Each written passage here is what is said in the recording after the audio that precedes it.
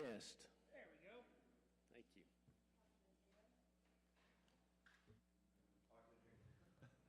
Here. Councilwoman Brown? Here.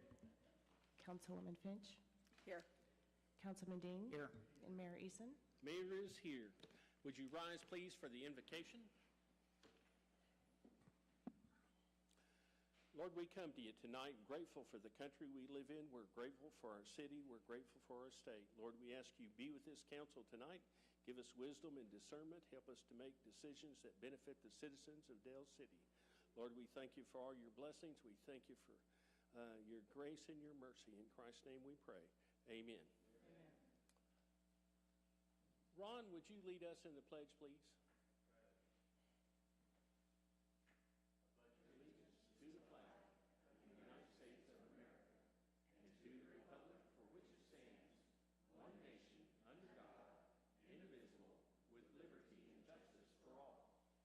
You may be seated.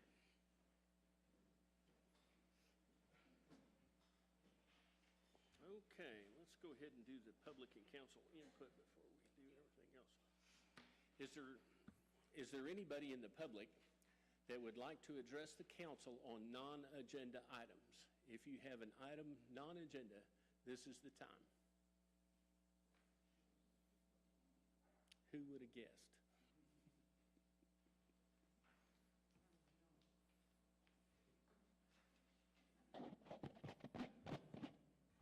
Well, you forced me to do it again.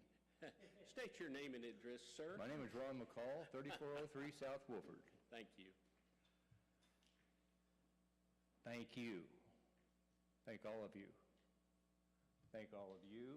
Thank all of Dale City for showing up again this morning Tremendous in front of the County Commission to voice our opinion on the new jail. Now, I realize it's on the docket, but I don't think a thank you is in order.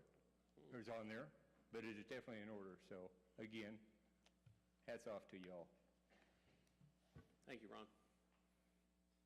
Is there anybody else that would like to address the council on a non-agenda item? Seeing none. Councilman Tatum. There's a few things. Let's see. First of all, I want to address Chief Berger. Last Friday night, I witnessed a young man on my street with an open fist strike a dog violently.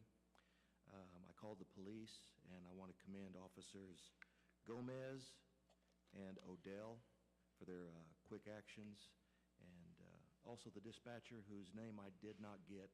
It happened about 5:40 p.m. Friday, so you should be able to look that up. She did an excellent job also, so commendation to all those folks at your department. Let's see. I was informed of a lot of code violations around Leslie Drive, Vicky Drive, Trap Drive, all that area. It appears that you did have officers go over there today and check that, and some of those items were resolved. Thank you for that. And I will follow up to the complainant, with the complainant on that, to let him know that some of those things have been taken care of. Let's see. Also, in the 1100 block of Vicky Drive, I had a complaint that there was a street sign that was faded that said no parking. JD has followed up on that to get that sign repaired, and also a street light in that location, and he has submitted that to OG&E to see if we can get a new street light put in that area.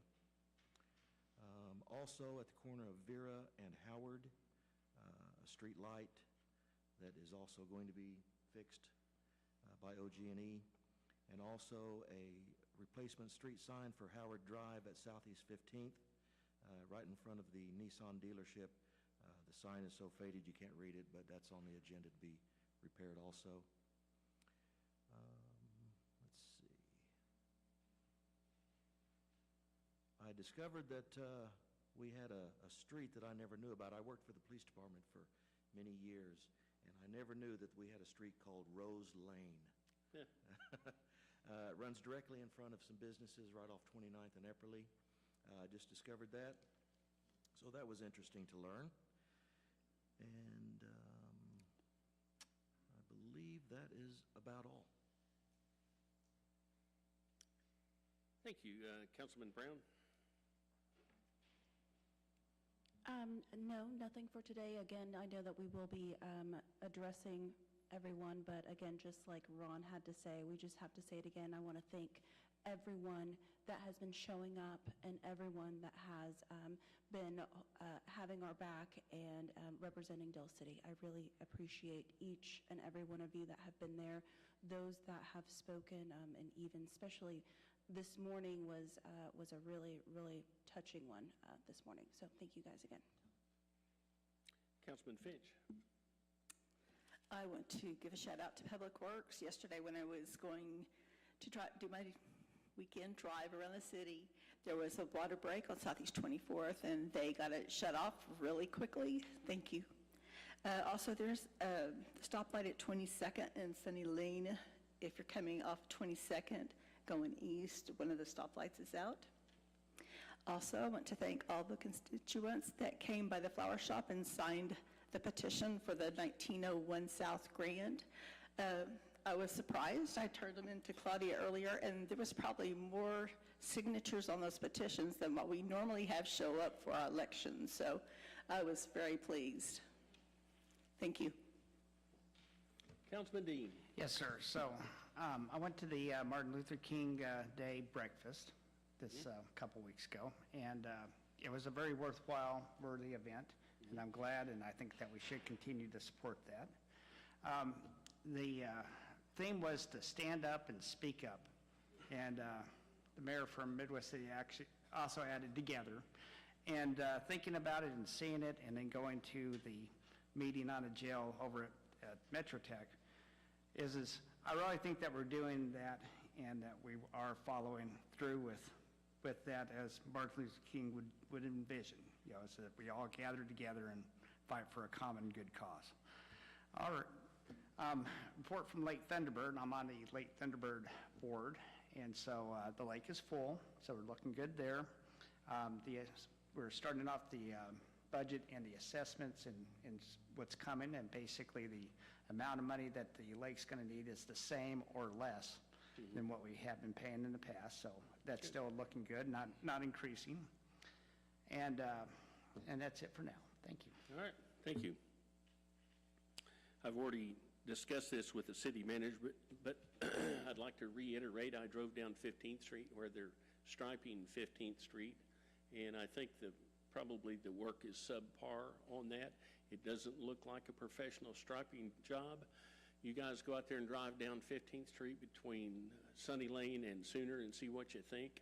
I think we need better work than that. Our money that we're paying them is good and crisp and clean, and I think our lines and stripes should be crisp and clean. So I have already voiced that with the city manager, but I just wanted to make it public. Let's see, before we get into city manager's report, I see all these tins of food over here, and I think that if I hand the gavel to our Dell City Economic Development Chair, we might get to see what's in some of those tins. So I would entertain a motion to recess to Dell City Economic Development Authority. I make a motion that we recess into the Economic Development Authority. Second? We have a motion and a second. Is there any discussion? Take the vote. Councilman Brown? Aye. Councilman Tatum? Aye. Councilman Finch? Aye. Councilman Dean? Aye. Mayor votes aye. We are recessed to the Economic Development Authority. And Chairwoman, it's all yours. This is the Dell City Economic Development Authority. Melissa, will you please call roll? Trustee Tatum? Here? Trustee Brown? Here. Trustee Dean? Here. Trustee Eason? Here. And Chairwoman Finch? Here. Item 3, is there any public input at this time for the Dell City Economic Development Authority? Seeing none, is there any trustee input? None. Item 4, manager's report. One moment, please. No, Sorry about that. Just a quick update. The Economic Development Director and I attended the ICSC Red River Conference last week. We got to meet with a great number of developers, got to meet with quite a few people, some very, very excited, some very, very rude, but that's okay. We had a very good time. Director Gandy, was it a good experience? Awesome. So we are hoping to have some more information that'll be brought to you in executive session in 2 weeks from today, or I guess 2 weeks from tomorrow since we have a holiday, and I'll give you all some more updates, and we hope to see some people breaking ground very soon. We are very excited. In addition to that, announce the parade date. Sorry, I just read that right out loud. Announce the parade date, Brittany, go ahead. Thank you. May 11th, I'm going, okay. Wow, just to show I'm not good with social cues, that was fun. So the parade date is set for May the 11th. We had a couple of scheduling issues between that and Star Wars Day, I think, right? Get it, May the 4th, come on. Hey, Brad got the joke. I tried, ha, ha, ha. Anyway, so that has been set. So we're very excited to have that coming, and Brittany will be having updates for us in the coming weeks. Thank you, JD. Item 5, consent docket. Discussion, consideration, possible action to approve the following items as unanimous consent with one motion. A, minutes of January 16th, 2024.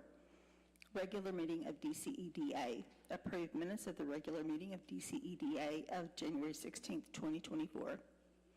Item B, budget amendment. Approved budget amendment for fiscal year 2023-2024 as shown in Exhibit A to the DCEDA agenda.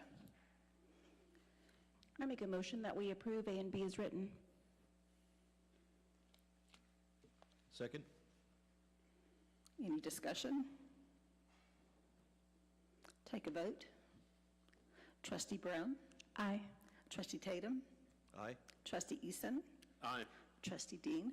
Aye. Chair votes aye, motion passes. Item 6, presentation, Dining in Del City, recipient for February 2024.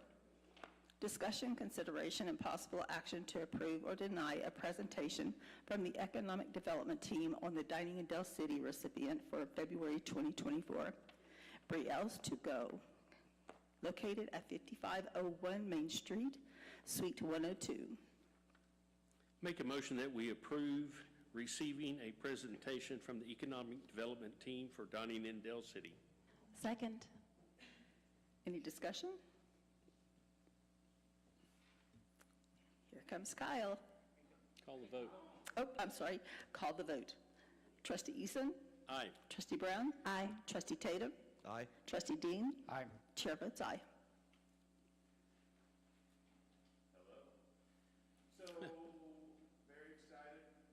He's very excited about this. So we're restarting the Dining in Del City that has been on a break for a little while. Very, very proud of Karina. She has really picked up the ball on this and is running with it. So I'm going to let her do all the talking tonight, but I just wanted to express my thanks to Karina publicly and let you all know that very, very happy with what she's doing. So. Good.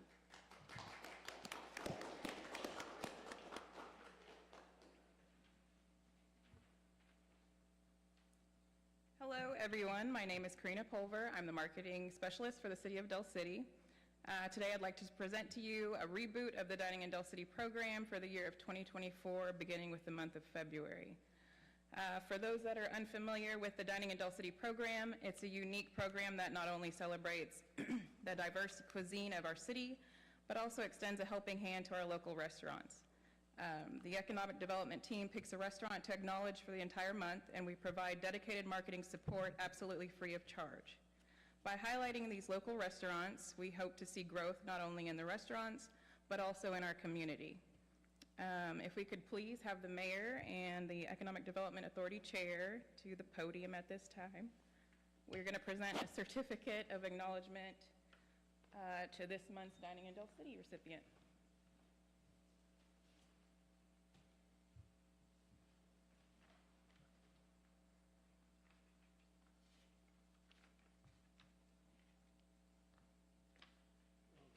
And in the meantime, please enjoy this short video announcing the Dining in Del City recipient of February. All right. How you doing? Hey. Chef Johnson. Nice to meet you. All right.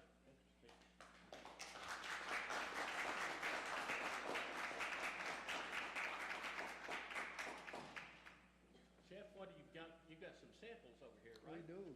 What do you got over there? We have a little bit of crawfish etouffee, like redfish, crab beignets, fried green tomatoes, jalapeno mac and cheese, and we got a little assortment of wings for you. Excellent, excellent. Let me shake your hand. Yes, sir.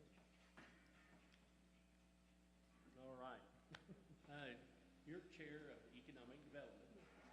Perhaps if you called a recess for about 10 minutes, we could sample what he has brought tonight. Does that make anybody mad if we take a 10-minute recess?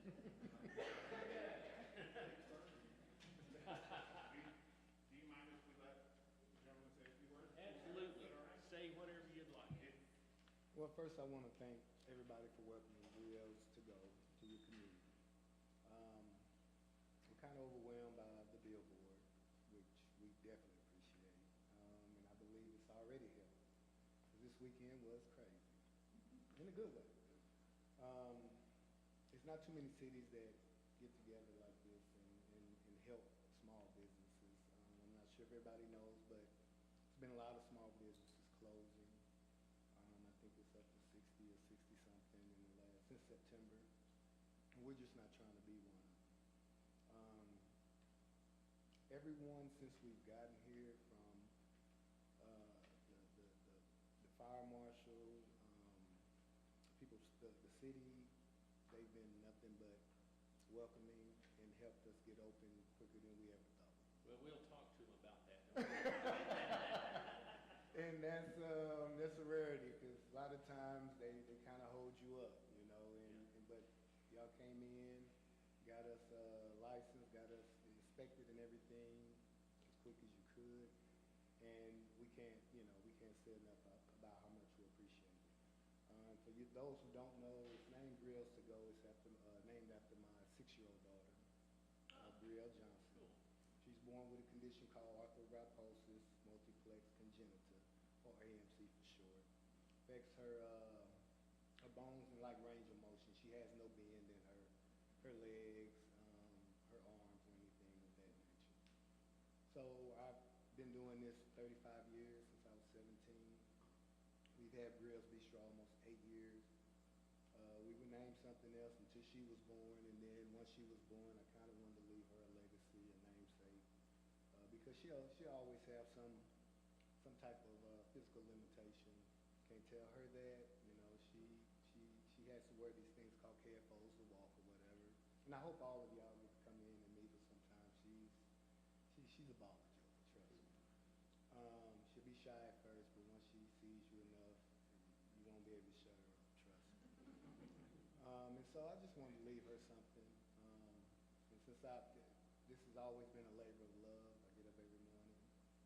I work as hard as I can just to provide for her and to leave her a lasting legacy, pretty much. And like I said, the things y'all have done just this past week, and since we've gotten in, we just thank y'all. Like I said, the billboard is, when I see it every time I go by, because I go to Walmart almost every day, it's always something needed.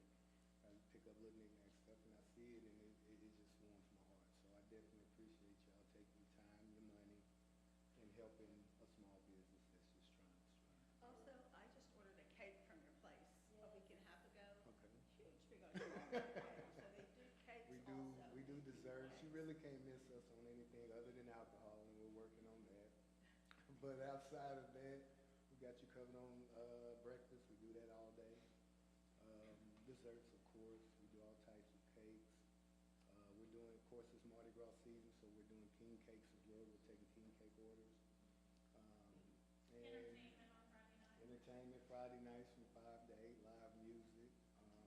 So trust me, you'll enjoy it. Just come out. All I want to do is get you in the door. The food speaks for itself. All right. Thank you so much. Thank y'all. Welcome.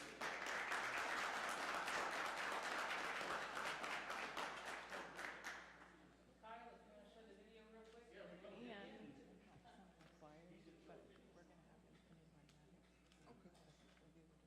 This is what we're going to be playing on social media, so if you see this, share this, please. Right. You know that too.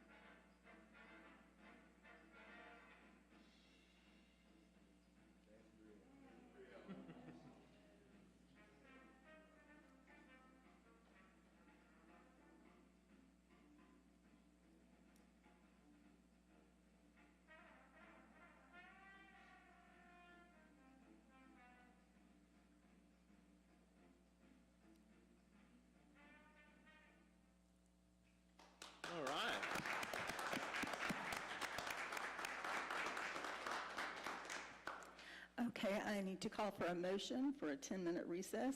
I make a motion, we take a 10-minute recess and sample the goodies. Second. All right, we are now in a recess. You gonna vote?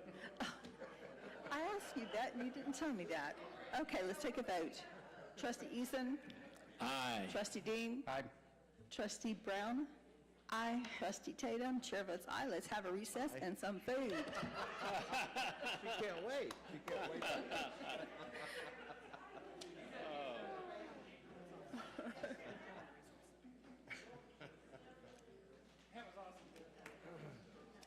When I come back, I have...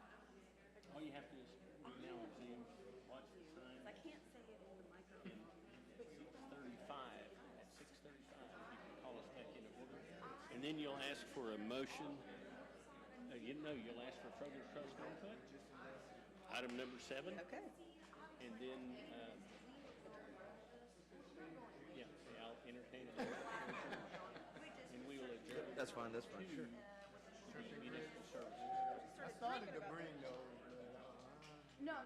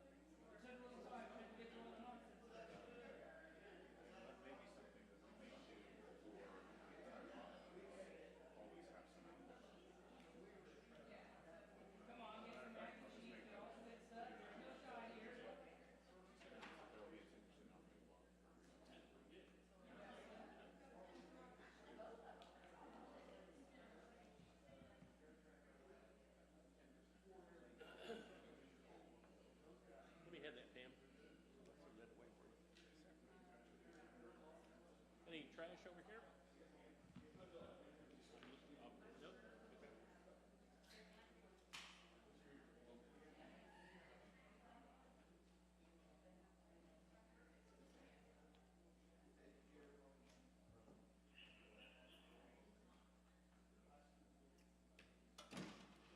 It's 10 minutes.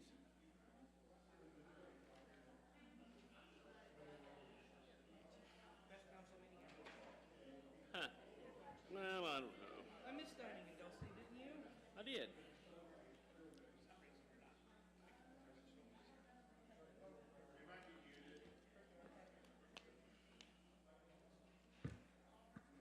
Is your microphone? Yeah, it's on. Claudia.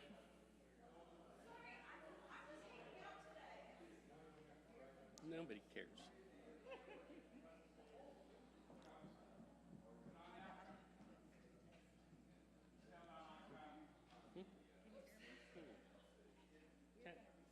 Tap on your mic. Turn it off, turn it back. It's on now. That's right. We are going to resume from our recess. Any further trust input? Is there any other trust input? Nope. Make a motion. Very delicious. Okay, hold on just a second. Before we leave this section, we do want to say that he has left some coupons out on this table for 10% off, so all of you grab one or two before you leave. Also, their gumbo is really to die for, so if you get there, enjoy. Gumbo, yeah. And their shrimp and grits are also just as amazing. Thank you so much. Del City is very, very lucky. All right, I am looking for a motion to adjourn to the DCMS. I make a motion that we adjourn to the DCMSA. Second.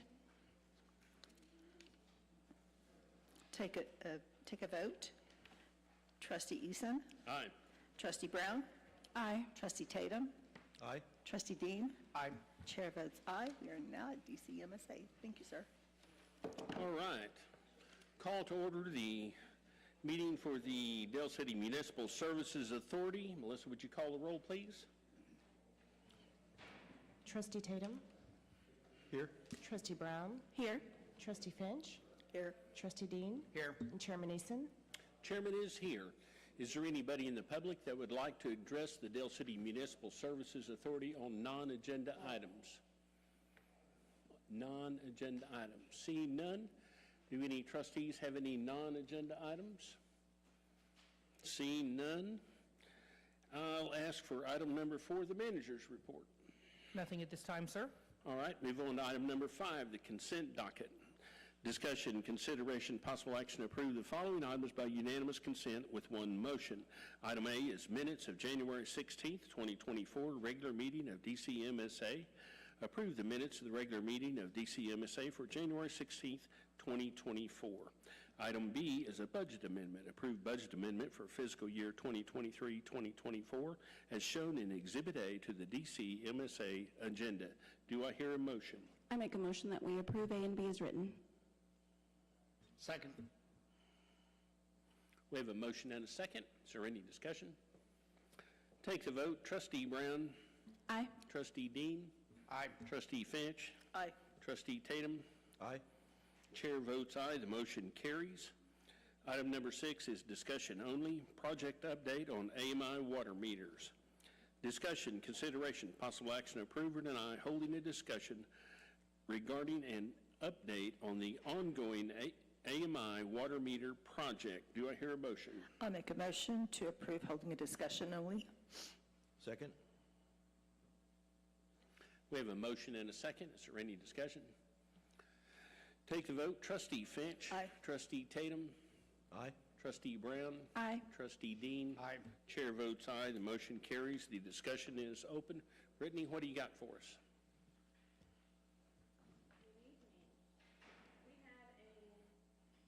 Meeting, is this on? There we go. We had a meeting with the meter installation company this morning. You know, we were having an issue with supplies coming in. We have all 2,500 endpoints that we were missing as of today. They will send 2 more installation crews out to Del City next Monday and be able to finish this project up very, very quickly. The target date that they gave us is by the 2nd week of March. The project should be complete.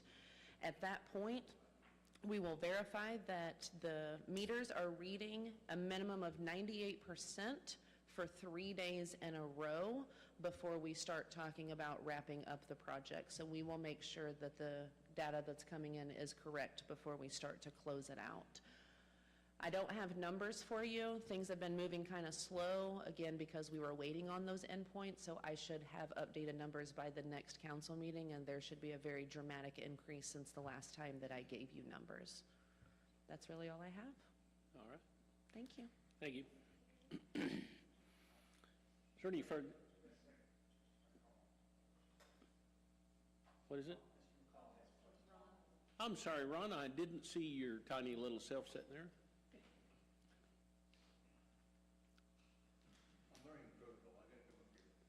Very good.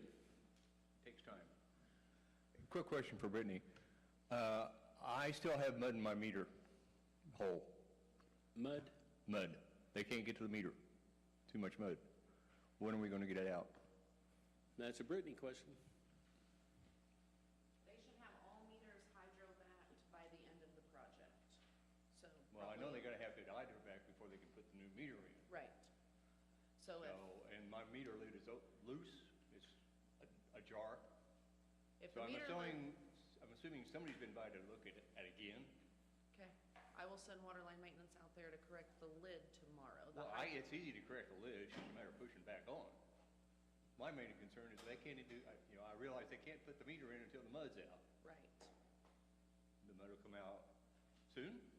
Yeah, it'll be within the next couple weeks. Okay. Yeah, the rain's not helping. They're not gonna hydrovac with rain. So, but yes, they will be out there to get it out, Okay. I promise. Because I'm sure I'm not the only one. Right, no, you're not. We have about 1,200 on the list right now that need hydrovac. Very good. Yep, Thank you. we'll get there. All right. Thank you, Ron. Quit putting mud in your meter.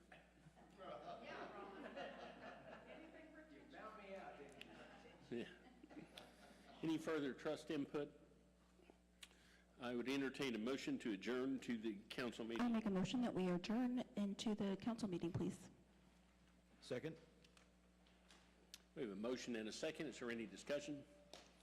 Take the vote. Trustee Brown. Aye. Trustee Tatum. Aye. Trustee Finch. Aye. Trustee Dean. Aye. Chair votes aye. We're now adjourned from DCMSA to the city council meeting. We will resume with item number 5, city manager's report. What do you have for us, city manager? Just a couple of notices. As I know, we're going to go on this further on into the list, but we are working diligently on these special projects assignments that we have been working on over the past year. In addition to that, coming on this, for those of you that haven't heard, we're having an issue with Oklahoma County and a potential jail site. No. So, no kidding, right? So I do want everyone to know we've had a couple of folks that came to council meetings in weeks past asking for things to be looked into, checked on. All of them are on my master spreadsheet in my office. I have not forgotten you. I apologize. It's taking longer to get to some of those smaller projects than usual, but that is still coming. In addition to that, with a few economic development projects on the horizon, which we'll talk more about here in the coming weeks, I just want to take this time to thank every one of the members of our city staff and those of us that have been working so diligently. They have picked up a lot of stuff that we have going. We have multiple projects in multiple areas, and I just wanted to give a quick shout out to all of you, how much I appreciate all the hard work you're doing. So that being said, we start off with department reports. Before we get into Melissa's, does any department head that's not on today's list have something? Director Wilbanks.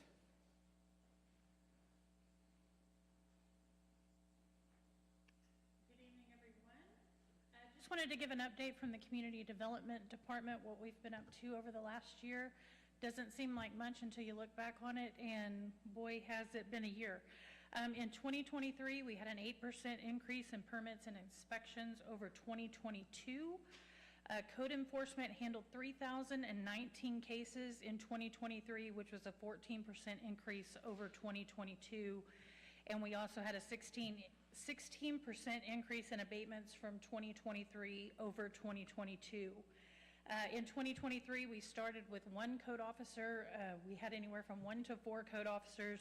This year, as of today, we're starting with 1, with approval to hire 1 more.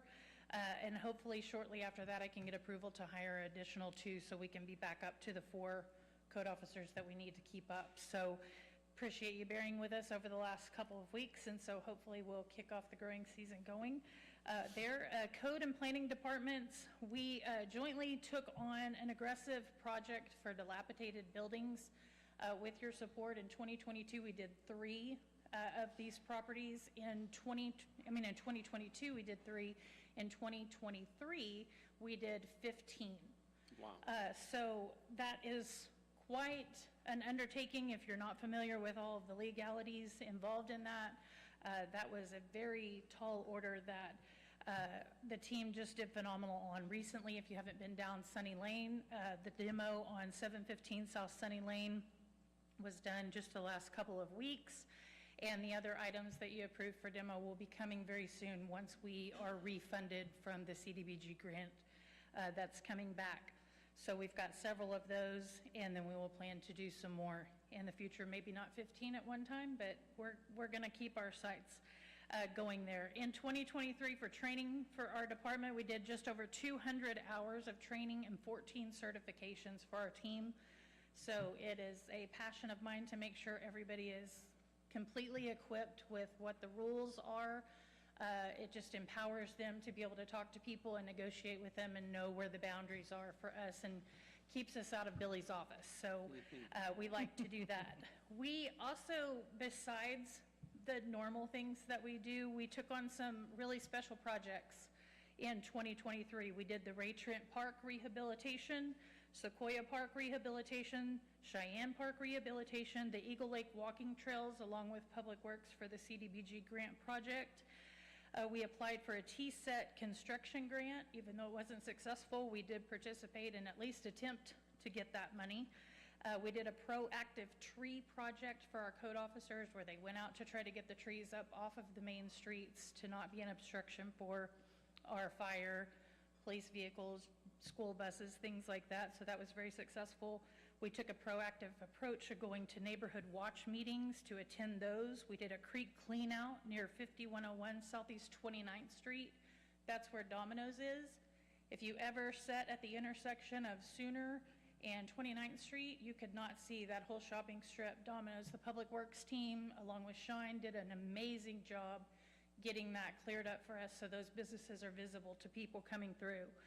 We demoed the old City Express building. We created PDF fillable applications to make the permitting process more efficient and more timely for the customers that we see.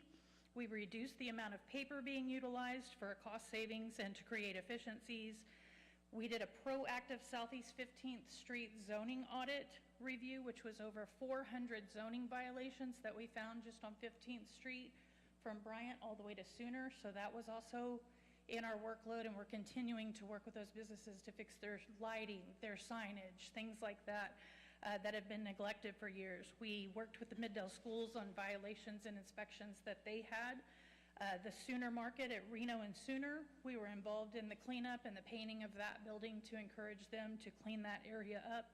We created the stormwater management plan along with Public Works, the hazard mitigation plan along with our emergency response team. And then we implemented plan reviews every week with key personnel, Public Works, Fire Marshal, myself, the city planner, all get in a room and review these applications so we can more timely get them out to businesses like Brielle's so they can open sooner. Also among our responsibilities was IT projects like the phone system that is almost done for all the city buildings. We should complete that very soon, but that'll be a comprehensive phone system throughout the city that we were able to do. Fiber installation for the network for all of the city buildings is also a big task, including Public Works, which was some pretty major construction we were able to negotiate to get at a reasonable price to where we can have fiber connections everywhere. Police department is the only one remaining for that, and it was just a glitch from Cox. So in the upcoming weeks, we should be done with that. And then we did the server replacement with your approval. So they've been busy. They're a great group of people. If you don't get to thank them or pat them on the back very often, they have a pretty negative job most of the time, but they take a lot of pride in what they're doing, and they're really working to clean up the city. So we appreciate your support. Awesome. Dang, Melissa, you got to follow that. That's rough. I should have let you go first. I have nothing at this time.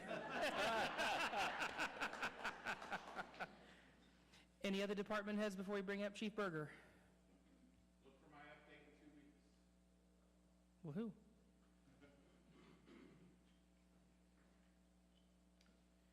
So I've got to follow that act. I don't have a whole lot. I know Kelly has been busy, and my hat's off to her. She's done a tremendous job over there.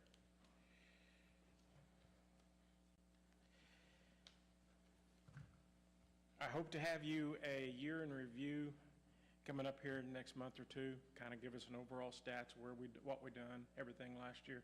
I want to kind of give you a few just simple things up front. In July, I met with the director of Oklahoma Bureau of Narcotics, OBN. And part of that, we were just trying to reach out, be more involved in the state and the community. And I had a pretty good long discussion with him, and at that time he recommended that I put somebody from my staff on a joint terrorism task force. So I got more interested in that. I submitted my assistant chief on that, Austin Slayton. They have to go through a very thorough FBI background. That took about 5 months. And when I say thorough background, they went through just about everything, all of his part-time jobs, everything that he's ever done. Talked to all kinds of people all the way back through high school and everything else like that. So I got a call on that early January, said that he passed that with flying colors. So very impressed there that he got through that. He actually got to attend his first meeting of this Joint Terrorism Task Force at the FBI headquarters here in Oklahoma City last Friday. About most of the morning up there, and he got to sit in and listen to things that will help us what's going on nationally as well as in the state and local with things that are being worked on and threats and things like that to keep us in the know with what's going on. In the past, we didn't know. So there's a lot of things out there. So I'm looking forward to that and expanding on that a great deal. So that's going to be a good deal for us. Just a preview on an annual report, preliminary numbers. I got a few of those today. And as of right now, it kind of shocked me. Major Cowden came to me and we talked about this just about 4 o'clock. Looks like we've had about a 3% decrease in crime over the board over the last year. All right. So I'm looking forward to seeing once we get all the numbers. These are dealing with all your major crimes, and I want to see it all broke down and kind of go through it. But preliminary numbers I'm very excited about. So cool. I'll get that in an annual report and let you see that. Job offers, we had, right now I've got job offers out. I had a new officer start this morning, if you've seen on social media. He's about a 1-year experienced officer. We plucked him from Jones PD. He come in this morning, got him started. A little bit of experience there, looking forward to him. I've got 2 more conditional job officers out that will probably start later this month once we get them through the physicals. That will put me completely full of police officers. I have a part-time ACO that is scheduled to start later this month also.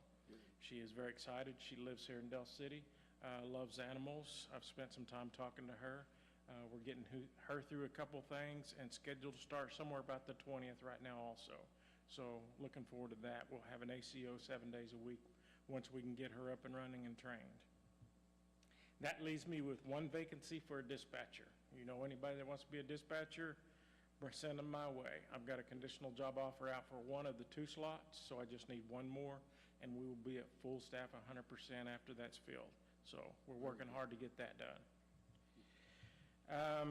Just another preliminaries on the training side of the house. Last year, total training hours for the police department, we completed 4,778 hours worth of training for our officers. Average training hours per officer, 111 hours per officer. That's what it averaged out. To date, about half of the patrol division is trained in crisis intervention training, and that's also one of our priorities to get on this year, is to get everybody in the patrol division and then everybody in the department trained in the crisis intervention.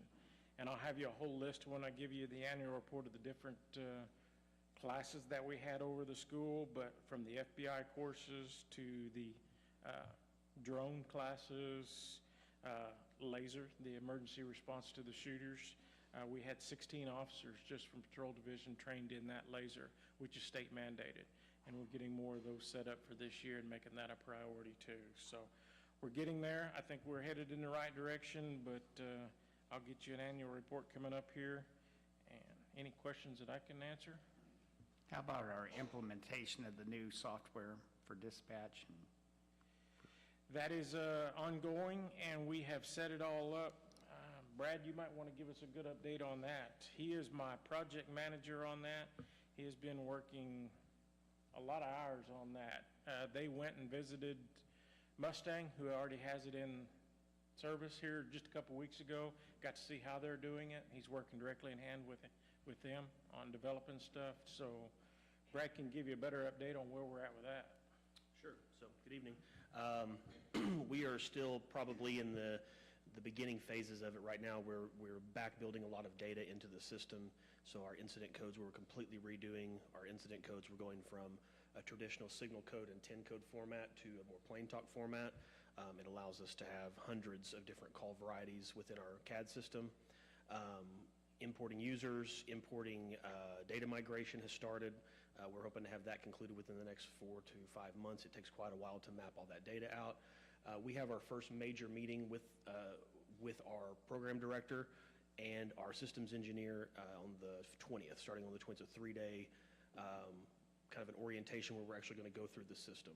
But our servers are all installed. They are operational. They're installed on every computer.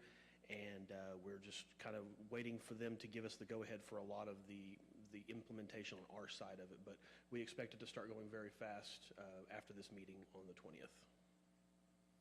All right. Anything else on that? Anything else? Thank you. Thanks, Chief. You done with all the managers? Okay. Move on to item number 6, consent docket. Discussion, consideration, possible action to approve the following items by unanimous consent with one motion. Item A is minutes of January 16th, 2024 regular meeting of council. Approve the minutes of the regular meeting of council for January 16th, 2024. Item B is a budget amendment. Approve budget amendment for fiscal year 2023-2024 as shown in Exhibit A to the council agenda. Do I hear a motion? I'll make a motion to approve as written, items A and B. Second. We have a motion and a second. Is there any discussion? Take the vote. Councilman Finch. Aye. Councilman Dean. Aye. Councilman Brown. Aye. Councilman Tatum. Aye. Mayor votes aye. The motion carries. Move on to item 7, discussion only. Oklahoma County Detention Center Jail Site updates. Discussion, consideration, possible action to approve or deny holding a discussion only regarding Oklahoma County Detention Center jail site options. Do I hear a motion? Make a motion that we have a discussion. Second. We have a motion and a second. Is there any discussion? Take the vote. Councilman Dean. Aye. Councilman Brown. Aye. Councilman Tatum. Aye. Councilman Finch. Aye. Mayor votes aye. The discussion is now open. Who is leading this discussion? I'll get us started here just to let everyone know. As everyone has said earlier, thank you all for attending the county commissioner meetings. We have all been taking shifts on who's attending what meeting, whether the agenda items talk about the jail or not, just to make sure that we continue showing up en masse to show our opposition to the 1901 South or East Grand location. In addition to that, a couple of updates that have been brought to our attention is the land swap that has been proposed for Crooked Oak. As of right now, the new football stadium, field house, all the different items that they're going to have in their new area with their bond, with the bond that was passed, is going to go right next to the acreage that is being considered for the county jail. If it were to remain there, the county jail could not be in that location for that purpose because of the different laws and things that are cited. As of right now, it would be a deal breaker for the county. So an option of a land swap has been offered for Crooked Oak to have across the street from their current location. There is their administration building and a large amount of vacant land that is owned and controlled by the county. They are interested in swapping that with them to take away that particular issue. I've spoken with the Crooked Oak superintendent. He's been very forthcoming in discussing items and different options and stuff with me, but I want to make sure everyone knows that land swap is a potential deal killer or a deal binder, depending on how that goes down. So if you do have the opportunity to speak, whenever you have the conversation with the Crooked Oak School Board, they would have to approve this and the county would have to approve it. As of right now, we've not seen any documents. I know there's been talk on Facebook of open records requests and trying to find that information. As of right now, there's nothing that I have seen, nothing that my team has come across. We are actively searching and trying to find as much information as possible. Some other items that have come up, Councilwoman Brown was involved in a town hall last week with members of the Oklahoma City Council. That was a very interesting, I'll let her go in further detail on that. And I know that some folks got to attend that, and I greatly appreciate the attendance that we had there. We obviously have a large amount of support, and that is the one thing I do want to reiterate as we're going through all of this. Many people have come to show our support from inside our city, inside the metro, even outside. I believe we got a message, Chief, was it from Crescent, Oklahoma, that some person said that they're behind us all the way? It's nice to see that everybody thinks this is a community issue. It's not a Del City versus the world or Eastern Oklahoma City versus the world. This is everybody trying to figure out what we can do. We all agree that a new jail site, maybe not a new jail site, but a new jail is needed, but whether or not it's going to be dislocated close to residential areas, staying in the same place, whatnot, is what's happening now. We are going to try to continue providing as many updates as we can. Unfortunately, most of the things that we're hearing now are rumors and gossip. We can't provide any of that on Facebook or social media. That's not appropriate. We can only provide the hard facts that we've been able to go at so far. So that's to kick us off. I know everyone has some thoughts and comments to bring up, but if anyone has any questions, we'll tell you what we know as much as we know, but we want to make sure everyone is in the know as much as we are.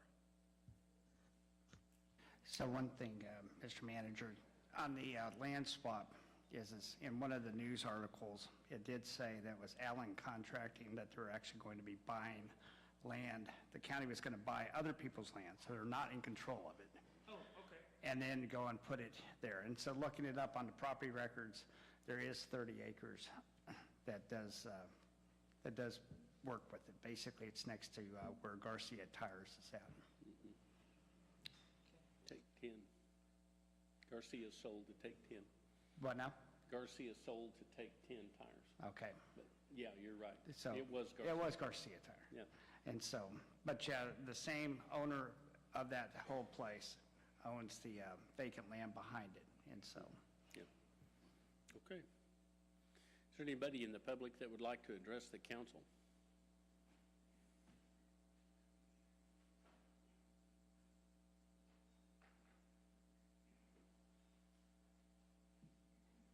Please state your name and address for the city clerk, please. My name is Robert Coon, and I reside at 3001 Southeast 21st Street on the corner of Bryant and 21st Street. So I know well what you're talking about.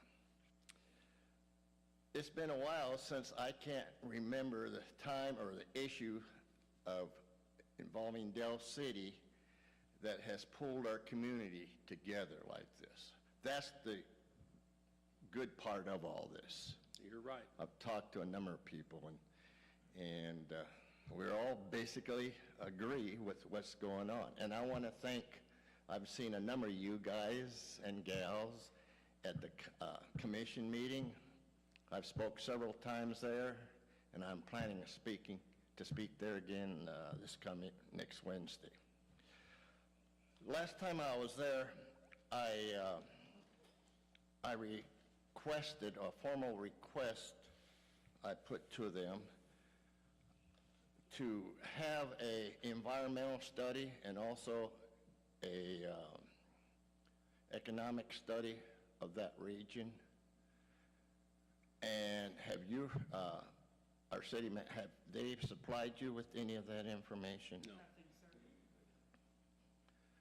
And I was thinking, well, I know one way to get it from them is that we put a lawsuit against the corporation or the commission there to seek that information, because they're not giving us the information that we're asking, and actually it should be providing to us. And that has been spoken several times during the different people talking.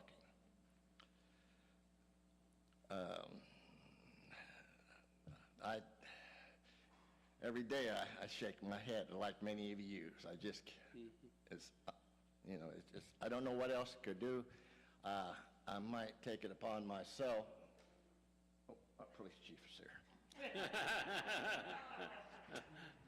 I might take it upon myself. I live on the corner there, and I walk down through there. I like to walk the neighborhood, and I walk across the street over where that location is.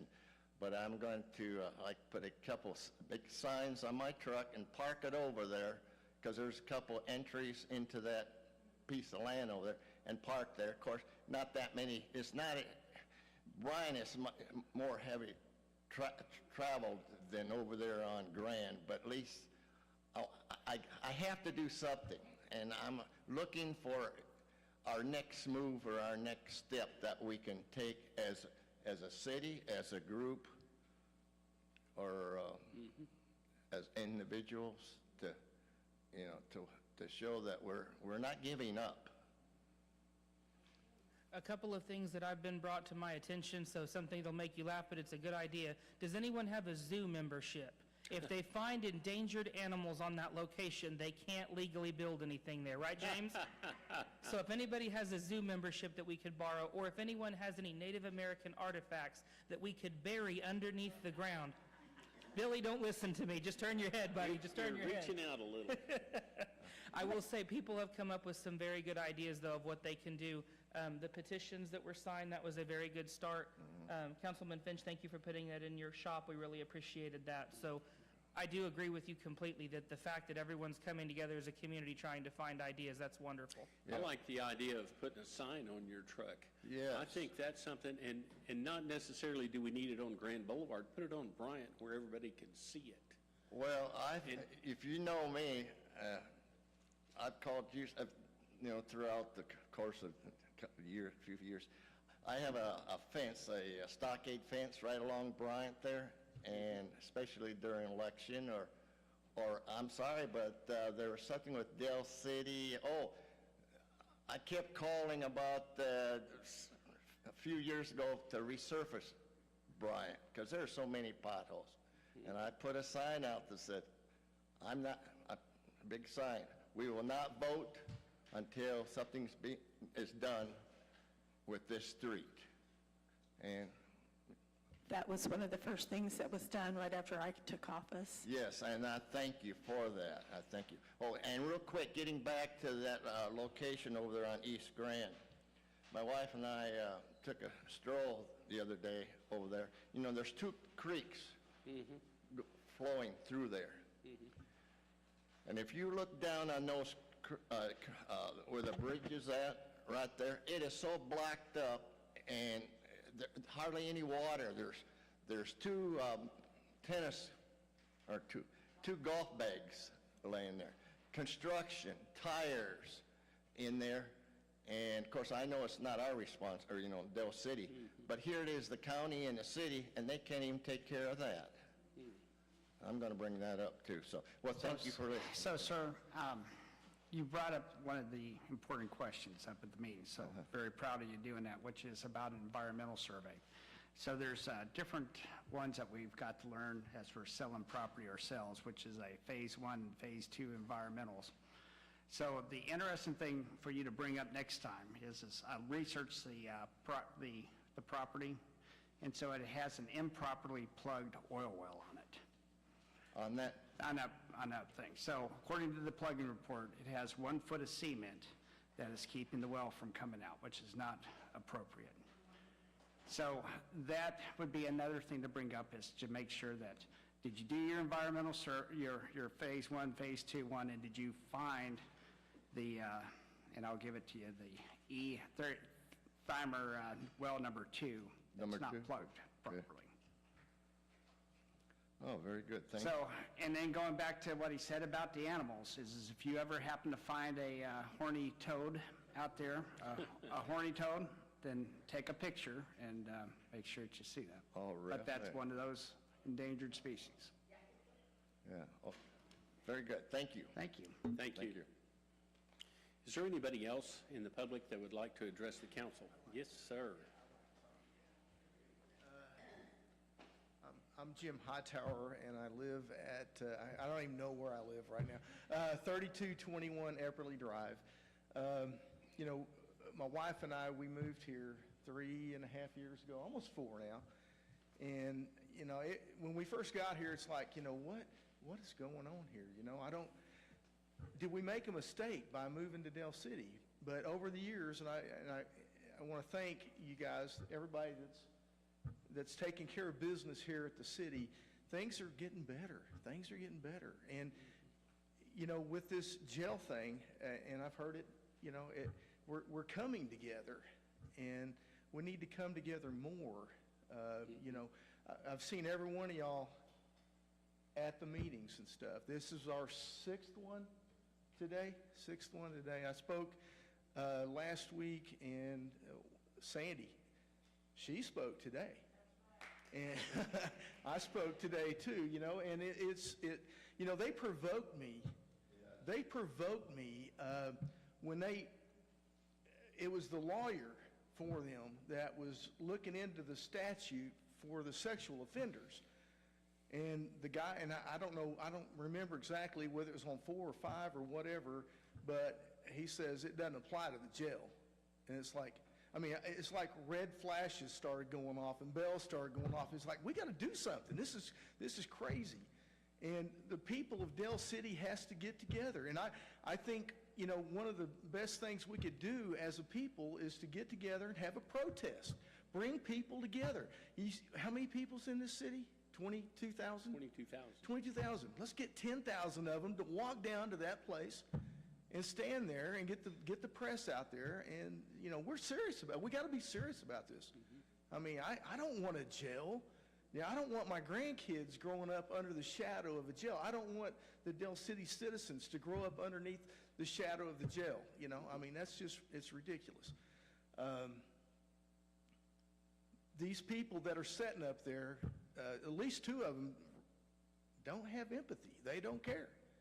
They don't care. And we've got to change that. And I think I heard today that they're thinking, or my son sent us something to look at. It was Channel 4, 5 o'clock news or something. They had something on there where the city, or the county is going to relook at the current jail site and hopefully start trying to get some kind of bids or whatever on it, and try to figure out how much it costs to either renovate or build it there or whatever, you know.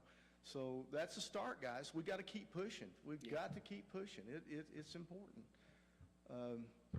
And I think one of the more positive things about this meeting, and we need to continue this, is we need to have the food at the meeting. Food brings people together. Food makes things better. Pizza. You know? Pizza. Yeah.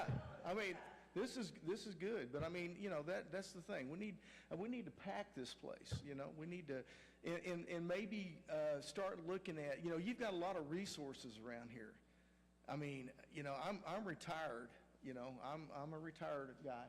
My wife's retired. We have time to sit around and research. You know, put us to work. Let's get committees together or something. I mean, because everything we go down there and say, it helps, I think. I mean, I don't know. I wouldn't be going down there if it didn't help, but I think it helps. So anyway, thank you. Thank you, Jim. So I know this is very important, but what I just heard is we have a new board or commissioner person available. I think right? we got a 2, chairman. actually. We have a chairman, I think, that just volunteered. Kyle, what do you got? Well, I didn't plan on coming up here, but listening to Jim talk just kind of reminds me of a few things, a couple of discussions that I've been having with people. And Jim did a very good job today of not using the not in my backyard arguments. We need to, as a city, it's important that we show the emotional side. And I happened to get up there and cry in front of everyone a couple of meetings ago because I am an emotional person, and that is part of why you're not seeing me get up there and speak right now, because I can't hold it together. I'm starting to right now because this is important, right? So, it's ridiculous. Ridiculous. That's how stressed that this is making all of us. We need to figure out what to do, how to argue. It's important that we argue the emotional side, but our citizens and ourselves, we need to figure out better arguments than not in my backyard. And I'm hearing them. I'm hearing more hard-hitting comments made today. I think we do need to be a little bit careful with those. But it's, and nothing to apologize for. Jim knows what I'm talking about. He made a comment today that really got under the skin of our commissioners. And one of them, it was What was it? It was the fact that Miles Davidson accepted a campaign donation from, what was the rough? William Garrett? A landowner, right, one of the landowners that owns this piece of property. That really got under the skin of Mr. Davidson, and I believe that it frustrated Mr. Mon that was spoken publicly. So we need to say it again. I'm not saying that we need to be careful, but we have been respectful as a city this entire time. Again, I am not admonishing Jim for what he had to say. It was the truth. But Mon's response today was, in reaction, I believe, partially to that comment, that they could have just gone ahead and voted this site in. They could do that the next meeting, and there is nothing that they believe that we can do about that. So I don't believe we have much time left in this fight. I believe that we're approaching a deadline, definitely approaching a deadline. And so we all need to be thinking in terms of how do we fight this without the not in my backyard arguments to some extent. Perhaps a tact to take would be to help the commissioners find another site that would work and be acceptable for the jail site. And perhaps if we put some of our research people to work helping look for locations and help them solve the problem by finding another location, might be the best argument that we could put forward. And I do believe that's the case. I think that part of what was addressed today is that of all of the location, Mr. Mon always addresses the fact that it has to be a willing seller. It has to pass the environmental. So I understand that there's a lot of work that has to be done once a site is found. That's work that we can't necessarily do, but I do believe that if we can find a site, we can all come together and find something that hasn't been addressed. I don't know. I just felt compelled to get up and talk about What I find ironic is they just found 30 acres across the street from Crooked Oak, but they can't find another 30 acres somewhere besides right there in Del City. Yeah, it's... And coming as a longtime government employee, what is so funny is whenever they say we put out a bid and let people send us in their stuff, how many of you all have purchased your home by sending it out on Facebook and go, okay, I want a new home, who wants to sell me theirs? We don't do that. You go out looking. You get a real estate agent like they did. They were trying to get a contractor to go out there. It's their job to go and find you these things. The city has a real estate agent that brings us things and says, here are 5 options for you. What do you think? They should have something similar. We're not hearing that. And my hope, but I will tell you my hope because I am a firm believer in government, I am hopeful that they are doing it the right way, but as long as they're keeping it clandestine or not discussing it with us, we have to assume they're not. We have to assume they're not doing it the way it should be done. I would actually make a request while I'm standing here, and this is for all of our residents and any of us that have the time. We need to find the inconsistencies in what they're speaking publicly. When they're in these meetings, they speak about things that are very obviously breaking the Open Meetings Act. I can think of at least 2 or 3 occasions where we have private conversations happening that are being divulged publicly, and that is not okay. And so if we could, every meeting is available online. Go watch those meetings, read the media, and find those inconsistencies and send them. Potentially, I'm not sure where the best place to send those to. Would that be to me, Billy? Would that be to you? What would be the safest way for those to be sent? I like sending them to Jim Hightower. Send them to Jim Hightower. Either way, okay. Something that we need to discuss, but I think that that's something that we could start with, so, okay. All right, very good. Thank you, Kyle. Is there anybody else? You know me yet? State your name and address, please. Ron McCall, 3403 South Wolford. Thank you, Ron. I believe it was Mr. Hightower, James here, who brought it up this morning, or somebody. The property has been up for sale for a while. And what I understand, it was up for sale at around $1.2, $1.3 million. That's what they were asking. Mr. Hightower has an update on those values. Well, Ron, I'll be here with you if you don't mind. Come right here. Well,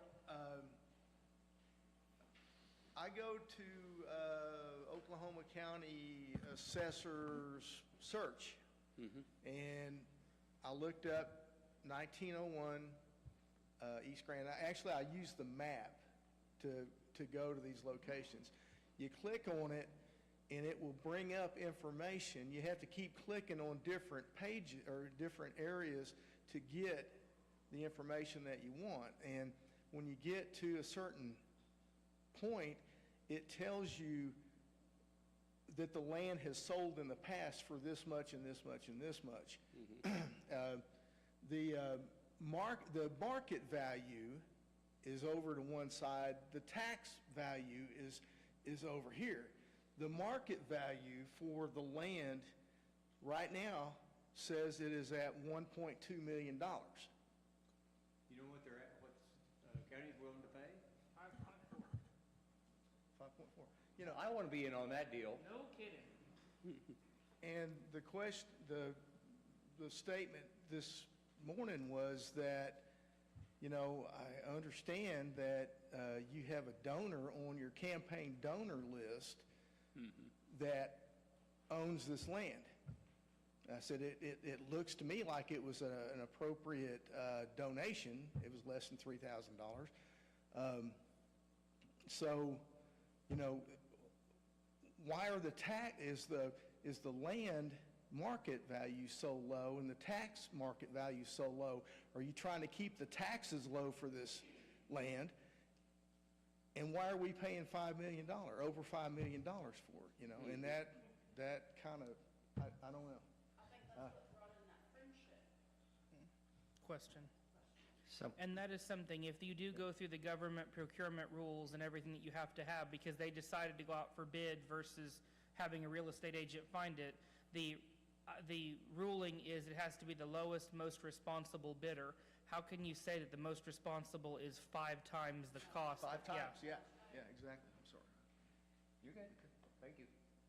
So, Mayor, I wanted to have this discussion because I think before we make the decision to do what we can, we need to make sure that everybody who happened to come to this meeting is that nobody wants the jail. Let's make sure that this is an absolute priority for this council, and I think that we all know that. I haven't heard anybody speak in favor of it. I was thinking, when we voted this vote for this jail, none of us thought this jail was going to be in our backyard. We thought it was going to be downtown. It was not right for them to put it to vote and not have a location for it. So one of the inconsistencies that was said is that Miles Davidson thinks that the largest homeless population happens to be over in Trosper. It basically sounds like it's in Trosper Park. And it's anything but that. And so I think that, it's things like this that would be nice for us to call the editors or whoever puts these stories out and go and say, are you guys insane? Are you guys just intentionally printing wrong materials? Are you not questioning your officials whenever they intentionally say something wrong? Is that. The other thing I just want to make sure is that we should still be careful not to say anything that is extra inflammatory. We have plenty of things that does not just fall in, not in my backyard. And the things that you should focus on is that the Trospers who donated all that land and the city who decided to go and put one of their biggest parks right there, nobody in that whole intention had the idea of, hey, let's just go ahead and just give up on this park and throw in the inmates into this park. And so for us, we can't close down a park. Basically, if I understand most of the rules for parks, and it's going to be also for Oklahoma City, before you give up on a park, it's basically a citywide vote, if that's going to be it. It's not something that the council can do. And so for them to be actually, ruining the park intentionally with this jail site, thinking that they can go and change the zoning to allow such a thing, those are some of those parts that you can go and have discussions about. And then, the other part, like I said, is we just need to keep finding the different parts that are actually illegal for it. So, Michael, you're saying I can't say the greedy beat the needy every time? So that is not appropriate. And as I got to go and look, one of the people who's around this is a dean of a school. That's and so there's lots of things that we want to. Just the seniors that live in our area. Our seniors live in that area because it's affordable. When these seniors worked in the workforce, they were making $2, $3, $4, $5 an hour. So they didn't have the funds to have a great Social Security retirement check. They only have $1,000 to maybe $1,500 a month to live on. So they have to live in my ward. All of y'all can say that. I can say that. If I didn't have my shop, I would not be able to probably eat. But our seniors are going to suffer. Okay, is there anybody else in the public that would like to address the council on this subject? Yes, ma'am. Approach the podium and state your name and address, please. Cynthia Ciancarelli, 3016 Neighbors Lane. Have they actually told you where the new police substation will be located? Have they looked for land for that yet? Have they told us or you all about the bus routes? They talk about how much more money it's going to cost to do any of that, and weighing that compared to the so-called increased cost that it's going to be to build a downtown. I mean, so, okay, because I'm just pointing out that, their lack of transparency. I mean, I know you know about their lack of transparency anyway, but, that's what I am addressing. I went to the meeting last Wednesday, I spoke, and they're stuck in their mind. They have this visual that it's only supposed to be 2 stories, because people stuff socks or whatever down toilets or whatever it is, and it backs things up. So you're going to tell me that big cities, they have 2-story. I'm a New Yorker. I'm not from Manhattan or anything like that, but I did my research, and downtown Manhattan has like 4 jails, and they're not 2-story buildings. They're, so there are these companies that they've figured out how to make it so that those issues don't exist. And to me, my understanding is that if you have an issue, you know what the issue is, there's always a fix. You can always find a fix for it. They hire, engineers, they hire architects. Don't they make the big bucks? They're the ones that are supposed to figure this stuff out. So, and the other thing is that they talk about is that, that there's the lay space. So when I moved here, the trolley was being built. The roads were a mess. I didn't even know where I was going downtown. And then they're going to build an arena, so that's not going to shut any streets down, though, right? So, I know I'm just pointing out things that are just kind of, you already know about. But, so these are the things. I've lived in Del City for 6 years now. I mean, I love my house. I mean, I would love to walk I guess it was a MAPS project, because there's that walkway, that trail that goes, that's going to go right in front of it, you know? Oh, are they going to give us sidewalks? I mean, I have sidewalks. On my end of Bryant, I have sidewalks. You know, Bryant, there's no sidewalks from, 29th to 15th. So, are they going to put sidewalks in? Because these guys, these people that leave the jail, it's a 2-mile walk to a bus station. There's one at Bryant and 44th. There's one at 15th and High. And then there's Greyhound, and they're all 2 miles away. So they're going to have to hoof it somewhere, and then they have to pay attention to the bus schedule. Yep. So, and, part of my idea is that if you follow the money, you get the true story. So that's kind of like what they're talking about. Yep. I absolutely don't believe they're being transparent. When they had I forget who it was, Hawk and whoever it was downtown bad, Grand good. So that's what it felt like. It's just like, there's like, the water issue over at Grand, the engineers can handle that. But all this other stuff, we can't, it's going to be dangerous to demolish a building. I'm like, I've watched implosions. I mean, I'm not an engineer. I know that stuff can just fall down on itself. So it's like, to me, they're doing this. They're guiding people, saying this is where it shouldn't be. One-sided argument. Exactly. And that was part of, what I almost think to point out is because I won't use the follow the money thing, because now I'm understanding that that's going to be escalating. So, I was going to bring that up on Wednesday, because sometimes sarcasm is not a good thing, and sometimes I kind of put that in there. So, It's just another service that we offer. So, and the other thing that I brought up was these kids, they already suffer from a form of PTSD. The whole thing, and I didn't even, I forget about this part of it, is that, that some of these kids, they're not fed, before they go to school, clothing, it's just like, what's going on in their homes. They don't know, they already have that trauma. They're already in their survival brain back in here. It's like when when you're going to school and stuff, you can't focus on what it is that you're learning. So they have now a form of PTSD from that. And then you added the pandemic on top of it. So you have now these kids who are developmentally delayed because of that. They have the social, societal delay and mental delay. And you have that. And then they were told they were going to kill grandma. And they were going to kill their teachers. So now they're suffering from that.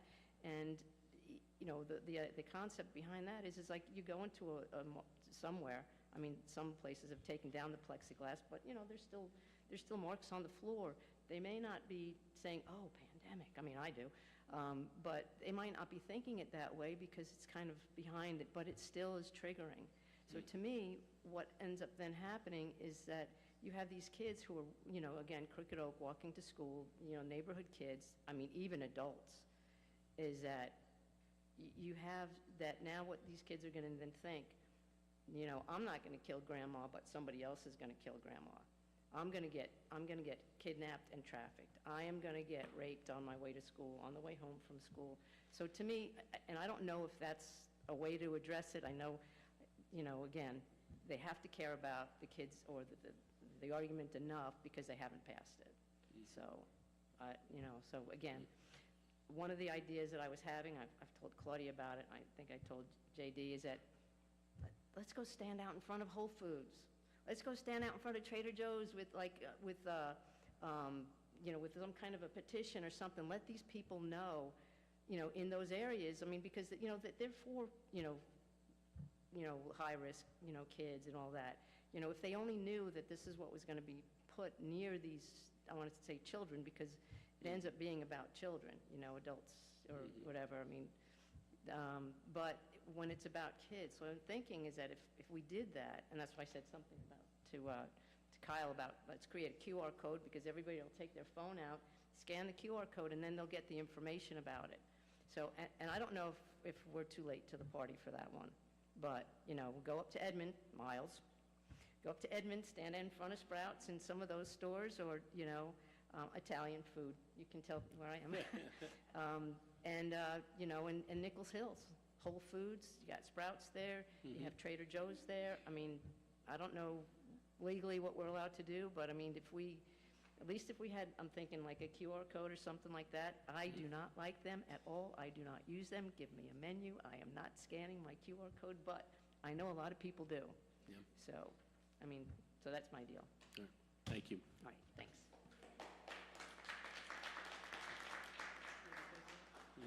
One of the other things I've come to the conclusion of is that they've been very adamant that they want the jail nearby. And so they're trying 5 or 6 miles. It's been said lots of times, so you've heard it. We have the police chief here. By the time that you go and get your prisoner all ready to go to court for the day, it's probably going to take 30 minutes or so to get them down into the car. And so what is the difference between a 10-minute ride, it's going to be 10 minutes from here, or a 25-minute ride? Is there really any difference? Are these prisoners and people are all so busy that they can't add an extra 15 minutes for their recess from jail while they go to prison? So I think that we need to call them out on the ridiculousness that they can't put a jail anything but this one spot. So, because they're supposed to still be considering the 74th and Rockwell. And what's the difference? You're going to have to transport them anyway. And if they're claiming that they have transportation anyway, which is one of their new things, is, oh yeah, the inmates, they have transportation, only during working hours, whenever nobody gets released, that they have that. Surely the county can go ahead and add an extra 30 minutes to their day for the transportation and make it to where they take the bigger bus to move the people there once a day or twice a day, whatever they need to do. But you shouldn't be putting it on our neighborhood just because you're wanting to be lazy and try to be efficient for something that doesn't need to be efficient. Okay, we need to move this along. On that note, don't they have Video jail? Video court, yeah. Mm-hmm. Yes, they do. So distance is not a problem, correct? All right, you have some closing?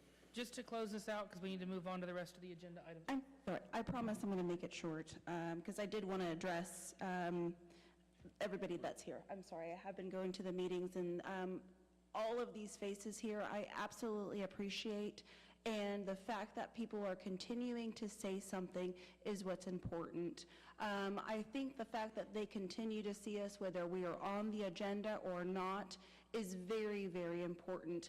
And I want to just appreciate the employees that are going and all of their hard work, because you are doing regular city things while you are fighting for our city as a resident and as somebody that loves Del City. So I appreciate you guys for doing a lot of double duty, all of the employees that have been helping. But again, back to the community members, the fact that the children came in busloads today, I think is impactful.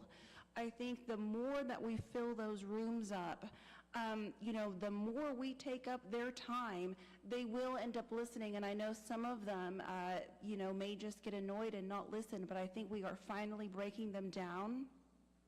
And I appreciate those things that you do. I know that Mrs. Hightower is not someone to get up and speak. I know my Ron will do it. I know he'll do it. But to see and to feel that come through, I was watching online, and I suggest everyone can watch those commissioner meetings on YouTube.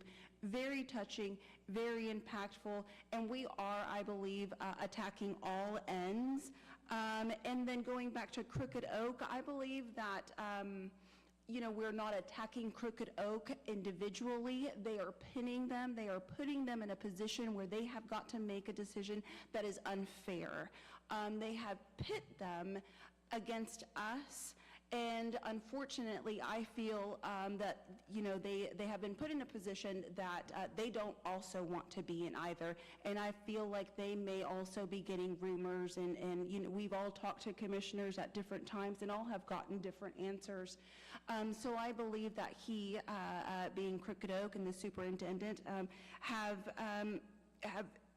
maybe started something that they weren't exactly sure where we're going, but now here we are. So if we just continue to reach out to our Crooked Oak family, make sure that those voters understand what's going on. That is, like we've said before, an area that may not have an internet connection, somebody that does not watch the news, or somebody that isn't able to get out. I appreciate everything that everybody has been doing. We have definitely been working as a team, and I see cracks starting to form, and I think that we're continuing to go, and I like the path that Hightower has taken, and I know that there are things that we cannot say here at our Horseshoe, but there are things that we are all individually doing to help. So thank you guys so much. Continue it. We love it. We absolutely appreciate it. Just cannot say it enough. Thank you. Thank you. Thank you, guys.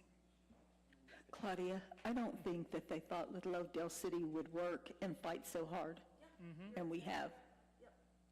So just to wrap it up, the one thing I do ask that everyone reiterate, in addition to attending these meetings and to take care of the things on Facebook, please let everyone know, the other citizens that might not be aware of this, your council is fighting every day to stop this. The city employees are fighting every day to stop this. Our citizens are fighting every day to stop this. And multiple allies outside of this city are fighting every day to stop this. So please keep the positive reinforcement going, and please let everyone know, because this has taken a toll on everybody, and it's the continued support that keeps us all going. Thank you all very much. That's right. I will entertain a motion to close the hearing. Motion to close the hearing. I'm sorry. Close the discussion. Motion to close the discussion. Second? We have a motion and a second. Is there any discussion? Take the vote. Councilman Finch. Aye. Councilman Tatum. Aye. Councilman Brown. Aye. Councilman Dean. Aye. Mayor votes aye. The discussion is now closed. We move on to item number 8, discussion only. Abatement cost to 4524 Southeast 25th Street. Discussion, consideration, possible action to approve or deny holding a discussion only regarding 4524 Southeast 25th Street abatement cost. Previously before the City Council on December 18th, 2023. And item number 1 is 4524 Southeast 21st Street. It's owned by Jerry Vickery of Del City, Oklahoma. The total expenses are $5,638.81. This is discussion only. Do I hear a motion? I'll make a motion to open a discussion only. Second. We have a motion and a second. Any discussion? Take the vote. Councilman Finch. Aye. Councilman Dean. Aye. Councilman Brown. Aye. Councilman Tatum. Aye. Mayor votes aye. The discussion is now open. Who is going to present on this? Do you have staff?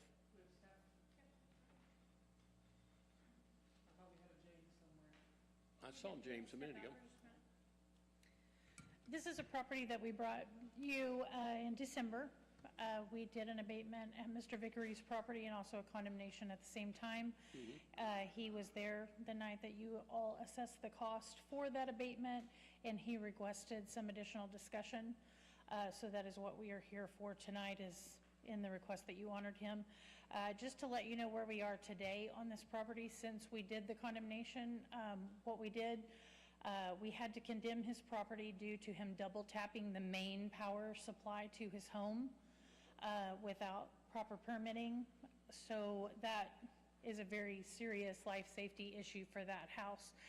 We have given him the opportunity to fill out permits, get a licensed electrician to come in to bring the house out of condemnation.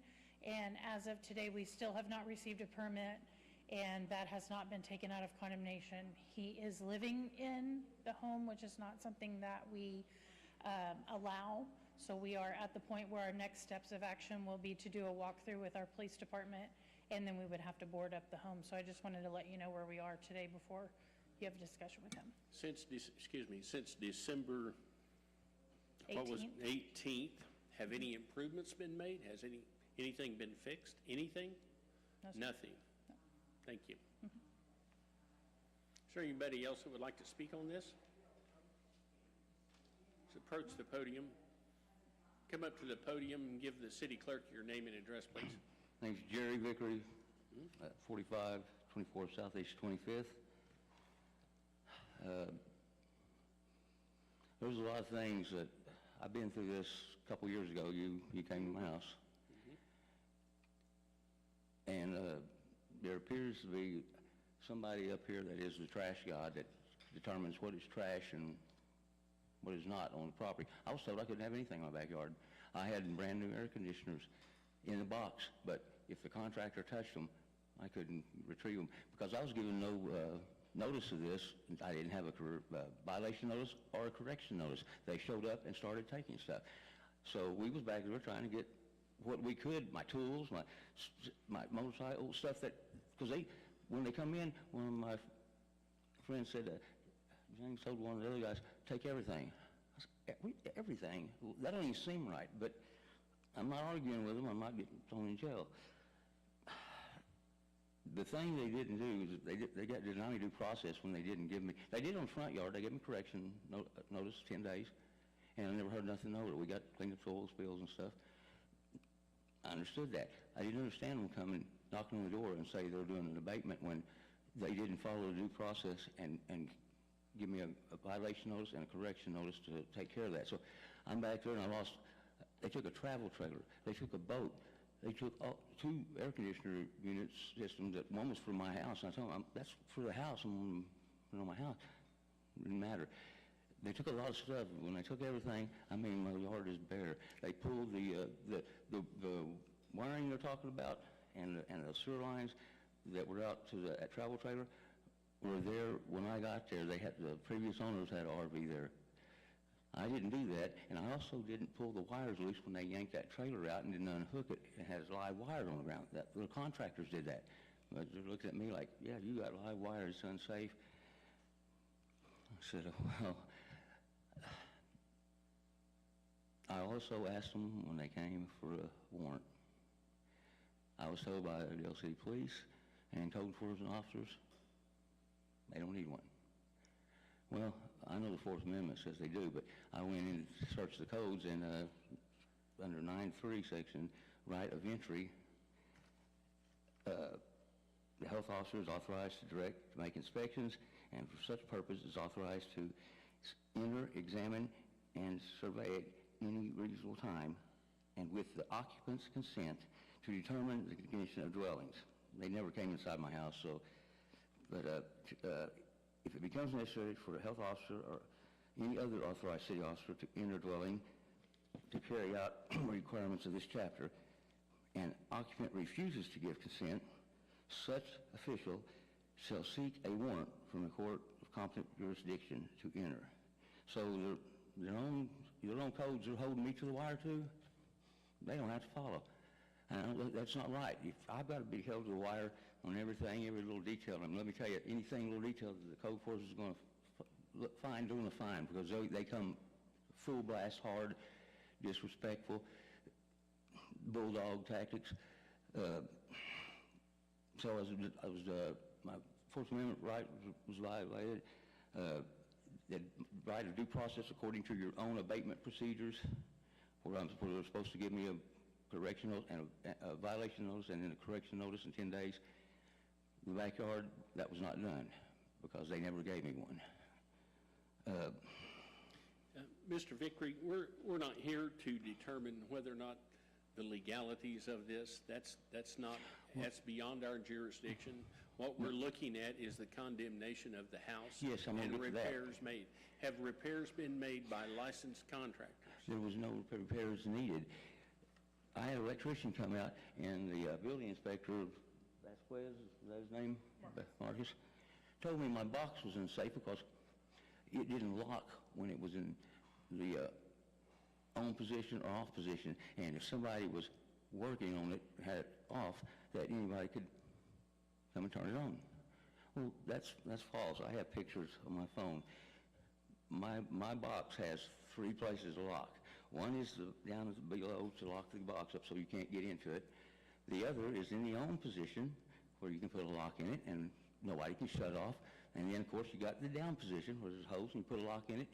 Nobody can turn it on unless they got a key to that lock. And whoever's doing a lockout and working on that, I'm sure they don't give those keys out to everybody. Excuse me, my question was, have any repairs been done? I don't know what repairs, that's another thing. How can you sit and lie on a condemnation order? My house doesn't meet anything that I got pictures of my house. That condemnation order says I was one of the 3 things that was, could cause them to condemn my house. One, not have any water service. I've had water service, never been without water service. The others, I didn't have proper equipment such as plumbing, tub, stool, sinks, hot water heater. I have everything. So I don't know where they came up with that because they never went in my house. Check that. But they put that on there. And the others, not able to reestablish utilities. Well, I can't reestablish something I already have. I never had it shut off. That's what's on this order here that they put on and then pull my meter and then saying they're doing this stuff out of spite. They don't have to be that hard. And I asked them, why would you, how can you put a condemnation order? For one, if you want me to leave the house, you got to give me a vacate order, which can take up to 60 days, according to your codes.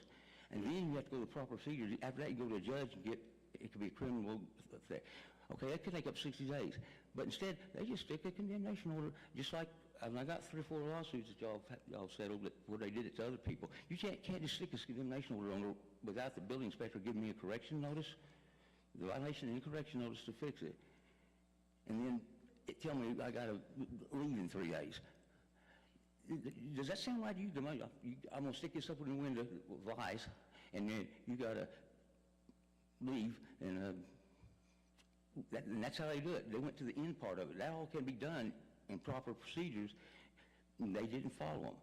But they're making me follow these codes, and on the condemnation of inhabitants, any inhabitants shall be condemned as unfit for human occupation if it is found to be in one or more of the following conditions. This is section 919 of y'all's codes.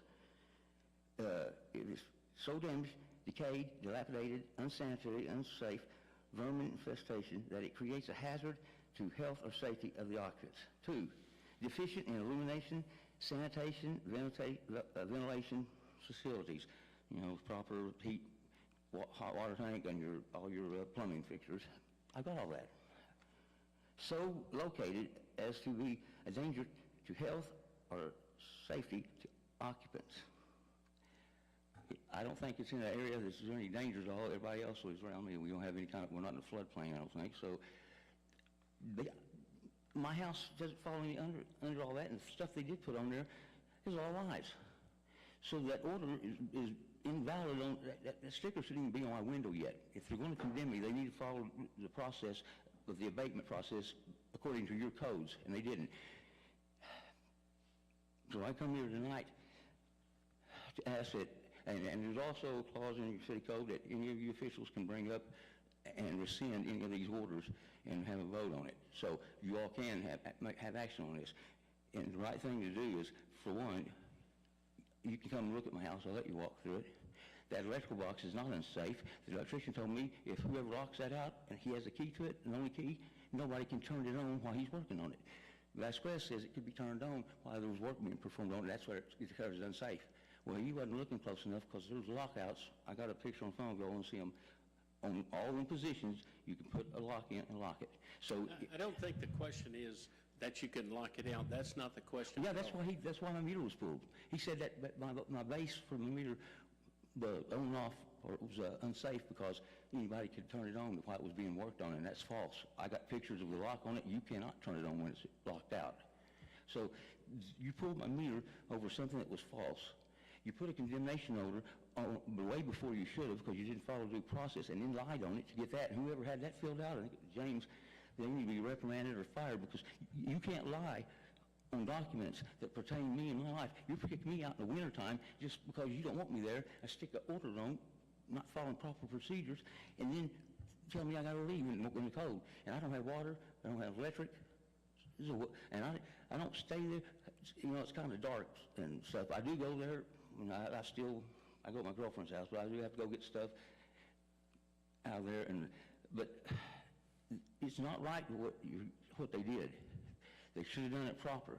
And the proper thing for you all to do, and I'm asking you, if somebody come to your house and stuck a sticker up in 2 days' time after they told you had to be out of there in 3 days, and everything on that sticker was not true and was a lie, would you feel like you'd been violated in some way? That doesn't sound like telling someone they got to be out in 3 days just because we don't want you there. No, you've got to follow your codes, and they did not follow codes. The right thing I think you do is pull that condemned sticker off my window. It's still on there. It's humiliating me. And restore my water meter and my electric meter so I can have utilities while I'm fighting this. I mean, if you don't think that's right, if you think whatever they did was fine and that sounds right to you guys, you need to go look at the codes. Mr. Vickery, I've asked the city manager to talk with you for a few moments and get your phone number, and we're going to meet with you as a sidebar and go from there. This item that's on the agenda tonight, all we can do is talk about it. We can't rescind anything. All we can do is what the agenda says is up for vote. So all we can do is discuss tonight. But I ask the city manager to get your phone number, and we will get back to you and talk about some of these things. The abatement thing, one more thing. On your codes, I looked up, you all charged me $5,600 to remove tall grass, weeds, debris, and garbage. That's the only thing you have in your code that you can use. There was no grass, tall grass. I had some firewood back there piled up and piled. Well, we don't have anything in front of us. We don't have anything in front of us to either deny or agree. We have nothing in front of us. This was for discussion only. We will look into this. I'm just saying, if you're going to charge someone with something, and you're using the guise of the tall grass and things to take my air conditioners, my travel trailer, my boat, 2 cars, if you're using that to do that, who made the person that decided all that was trash? Who's the trash god? Because they do that, they have, the code says they can do debris, trash, weeds. That's what the code says. I didn't have any of that. They came in and just started to take everything. That's what they was told, the contractors. And the contractors told me they can't look under any tarps. I had stuff tarped off unless it's a vehicle. In their training before they work for you guys, they cannot look under a tarp. And I told James, you can't go and look in my garages. You can't look under my tarps that are nicely on pallets and nice and colored. You can look in the yard and look for violations, but you can't go look in. So you can't take it. Yeah, we can. We're taking everything. There was a lot of stuff here that wasn't right. Jerry, I'm saying, we cannot take an action. It's not on the agenda to take an action. It's discussion only. And we have no backup to either agree or disagree with you. We have no means to verify or disagree. We will look into this. Give him your number. Give him your contact information. You'll be contacted in the next 2 days. And we're going to gather some more information. And let's table this for 2 weeks. That will be, what's the date of the next meeting? February 20th. I will entertain a motion to table this until February the 20th. At that time, we will have our backup and we will have our information. Until that time, is there any, I want to talk with him about it, that I could get my utilities back on where I have a place to stay? I can't take an action. All we can do is discuss. This is not an action item on the agenda. I can show you on your codes where every one of y'all have the right. Give him your number and you'll be contacted within a couple of days. All right. All right? Because it ain't fair. I'm homeless because I stuff understand. that was done illegally and it's wrong and it's lies done. That's not fair to me. We have nothing. It doesn't look good on the city either. All right. All right. I will entertain a motion to table this for 2 weeks. I'll make a motion to table item 8 to February 20th. Second? Okay, we have a motion and a second. Is there any discussion? Take the vote. Councilman Finch. Aye. Councilman Tate. Aye. Councilman Brown. Aye. Councilman Dean. Aye. Mayor votes aye. This is tabled until February 20th meeting. We'll bring it back on the agenda with action items. Move on to item number 9. Discussion only, special projects funded for fiscal year 2024. Discussion, consideration, possible action to approve or deny holding the discussion only regarding special projects funded for fiscal year 24. Do I hear a motion? I'll make a motion to approve holding a discussion only for special projects. Second? We have a motion and a second. Is there any discussion? You're going to be out there in a minute anyway. No discussion, take the vote. Councilman Finch. Aye. Councilman Tatum. Aye. Councilman Brown. Aye. Councilman Dean. Aye. Mayor votes aye. The discussion is open for special projects. City Manager, what do you got? Okay, so we'll try to make this quick and easy, but as you all remember, you received one of these handy-dandy items back a few months before that kind of gave information and some potential costs for the different projects that you all have requested. I've updated it as best I can to keep track of what we've already completed. In addition, you have, just a reminder for everyone at home, the city does not have the money to fund every one of these projects. So what we have done is back in 2019, April of 2019, a loan was taken out against a special sales tax, and we have not completed all of that loan or expended all of that loan. So what you'll see on the second document I've provided you is the remaining balances for the 2019 loan. So we have approximately $664,000 left to expend before the loan is complete. And then, in very small print, unfortunately, we have a breakdown of each one of those items in a little bit more depth so you can see where we spent the money and how. So what I do want to go over with you all tonight, we have some things up and coming. As you all know, we'll start off with the police department since we have 2 police officers here. We did complete the purchase of their new computer-aided dispatch system. We have purchased a multitude of vehicles over the past couple of years. We do have 5 more vehicles listed on tonight's council agenda. Kelly got 5 Broncos, so, you know, Chief wanted 5 Broncos. Isn't that what it was for? So we do have some items up there, but we do want to let you know the last major item for the PD is going to be the laptops, the in-vehicle laptops that will be coming in the next 2 weeks. Councilman Dean, as you've requested from me in months past, instead of just surprising you all with a $100,000, $200,000, $400,000 item on the agenda that you all get Friday afternoon, let's make sure we have a discussion about it so you know. The Chief and Major Cowden are both here to be able to discuss with you what they're planning on doing with the in-vehicle laptops before they show up on the next council agenda. In addition to that, we have quite a few other projects up and coming. Councilman Tatum, you got to hear about Rose Lane, so we'll be able to go in more in depth on the Rose Lane project that's coming that I'm sure Vice Mayor Finch would love to catch you up on because she's very excited about it. And then one last item I have for you is the cost for Vicky Drive to be repaved from 15th to 29th Street. Hatfield, is that right? 15th, 29th? Councilwoman Brown, excuse me, I'm losing my mind here. Has requested that item in recent months, as have the previous, and we want to make sure that you see that cost has come available to us at the cost How of convenient, it's coming around with the trucks, too. My, way to schmoozy schmooze. Yeah, no kidding, right? So that it came in for at $140,000. So the big thing I want to call to your all attention, and we can discuss some tonight if we want to, if you all want to provide me information after this is over, since we are kind of hitting the deadline on time tonight. What I wanted to make sure you all were aware was the remaining amount of money that we have, the different projects that are still up for funding that we need, a request from the PD to complete their project for the computers in their vehicles in 2 weeks, and then the remaining items to be spent on either small projects or different street repairs that are all in much need. JD, I have one question. It's on Parks and Recreation. It says Old Town Park splash pad. Is that a typographical error, Old Town Park? So we were interested in creating Old Town Park in the past and then potentially putting a splash pad there at Ward 3's request. Those options might be available through a TSET project. Okay. We're all about spending other people's money. So we have a site for Old Town Park? We have 2 different options available, nothing that has been set in stone yet. We have to see if there's money shored up before we further into those areas. The reason I'm questioning this is we've also talked about a splash pad for the Steve Townsend Park.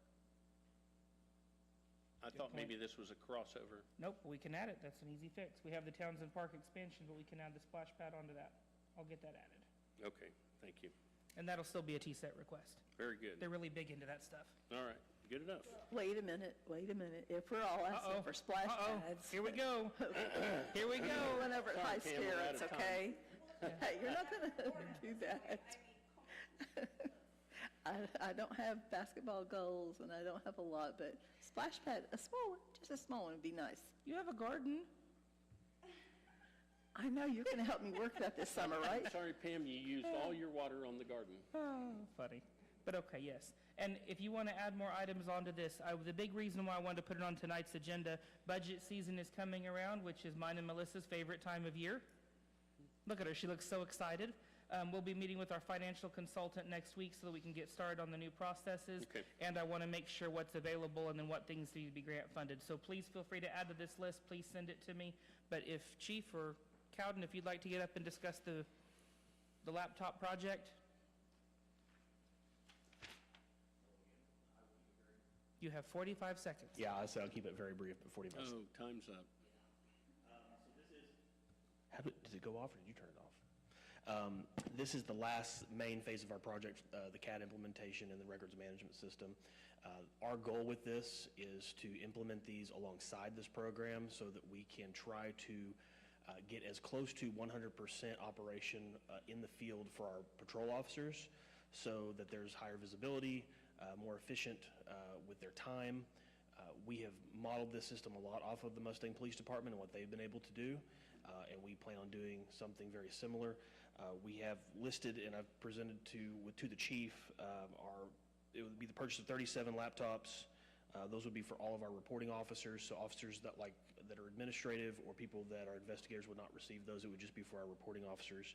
This also would include a much-needed overhaul of our dispatch technology, which is in need of new monitors and new desktops to properly support this new system. So other than that, it's going to be some smaller hardware and peripheral things to complete the project, mounts for the vehicles, and a couple of other small details for the dispatch center. Is there still an annual fee? I'm sorry? Is there still an annual fee? All of these items for the equipment is all one time. Hardware? Yeah, all the hardware. The bottom line is this is going to allow our officers to file their reports while they're out in the field. They don't have to return to the police station to file a report. And that's the bottom line that we're shooting for here. Is that right? Correct. We're looking to revisit our entire workflow and process for the way officers submit reports. More efficient.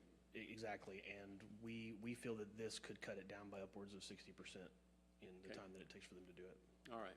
Thank you. How many cars are you going to put this into? So we will have 34 vehicles, and then 3 of the laptops will be for support and IT to swap out in the event one goes down for some reason in between service, that we may have to send it out for service or something like that. One of the laptops will actually be in dispatch as an emergency laptop that can be connected to wireless in the event that for some reason something goes down in there, they can still dispatch, which is something we currently do not have. And why does 34 cars need to have this? So those are just... Because your patrol officers are only, what, 28? No, well, right now, we'll have 30 patrol officers assigned, currently, as it's currently set, so we'll have 30 assigned to patrol. But then we have 3 school resource officers who will need those for their locations. Right now, they're operating off of a VPN through other people's IT networks, and it's very challenging. For example, our officer at Cristo Rey, we're having issues with their IT department trying to coordinate to get a VPN that works so they can access our reporting system. So this will alleviate all of that. But yeah, that's kind of how we got to the number that we did. That's why the mounts that we have for our vehicles is only 30, because we were able to find a mount that's compatible with our existing consoles, and it was able to save us about $10,000 by doing so. And we're hoping those will work really well for us. All right. Okay, so going back to the annual fee. Yes, ma'am. On the paperwork that was given to me in August of 2023, it did say there was an annual fee of $57,825.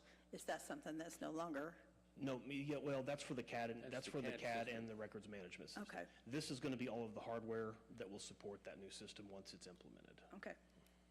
Do you know the lifespan of these laptops and when they'll need to be replaced? So that is something that we really, when we spec these out, we really tried hard to focus on that. One of the reasons we went with the company that we selected, GTAC, is because of their really quick turnaround for service. And they're working with police departments, fire departments, and EMS providers. We've opted for the warranty coverage that allows for up to a one-day turnaround on some of these laptops to be able to fix a lot of the functional issues that are quick fixes to get them back. But we also spec them in a way that we feel can easily get 5 years, maybe up to 7 years out of some of these, depending. We're in the process of coming up with a procedure for where officers will have these maintained quarterly so that we can go in proactively and clean them and make sure that they're updated and secure, because that's something, traditionally a lot of departments don't do, and then they end up going out in three or 4 years. So we understand that this is a new thing for the department, and we understand it's a large expenditure, so we're going to try the best we can to stretch this. We purchase them and spec them out in a way that they will be more than sufficient for that time frame, so long as we can keep them operational physically. On a different note, how many new vehicles have we gotten, you guys, for the trucks? So there's 10 that we received initially, and then there's 5 that we're waiting to receive. I believe, Chief, are they in outfitting, or are they on the ground? They're on the ground, waiting for lights and all that to come in. I believe we go back to, if we're talking about cars, where we looked at doing the entire fleet at the Enterprise, and that was the whole thing. And when we didn't go that way, we bought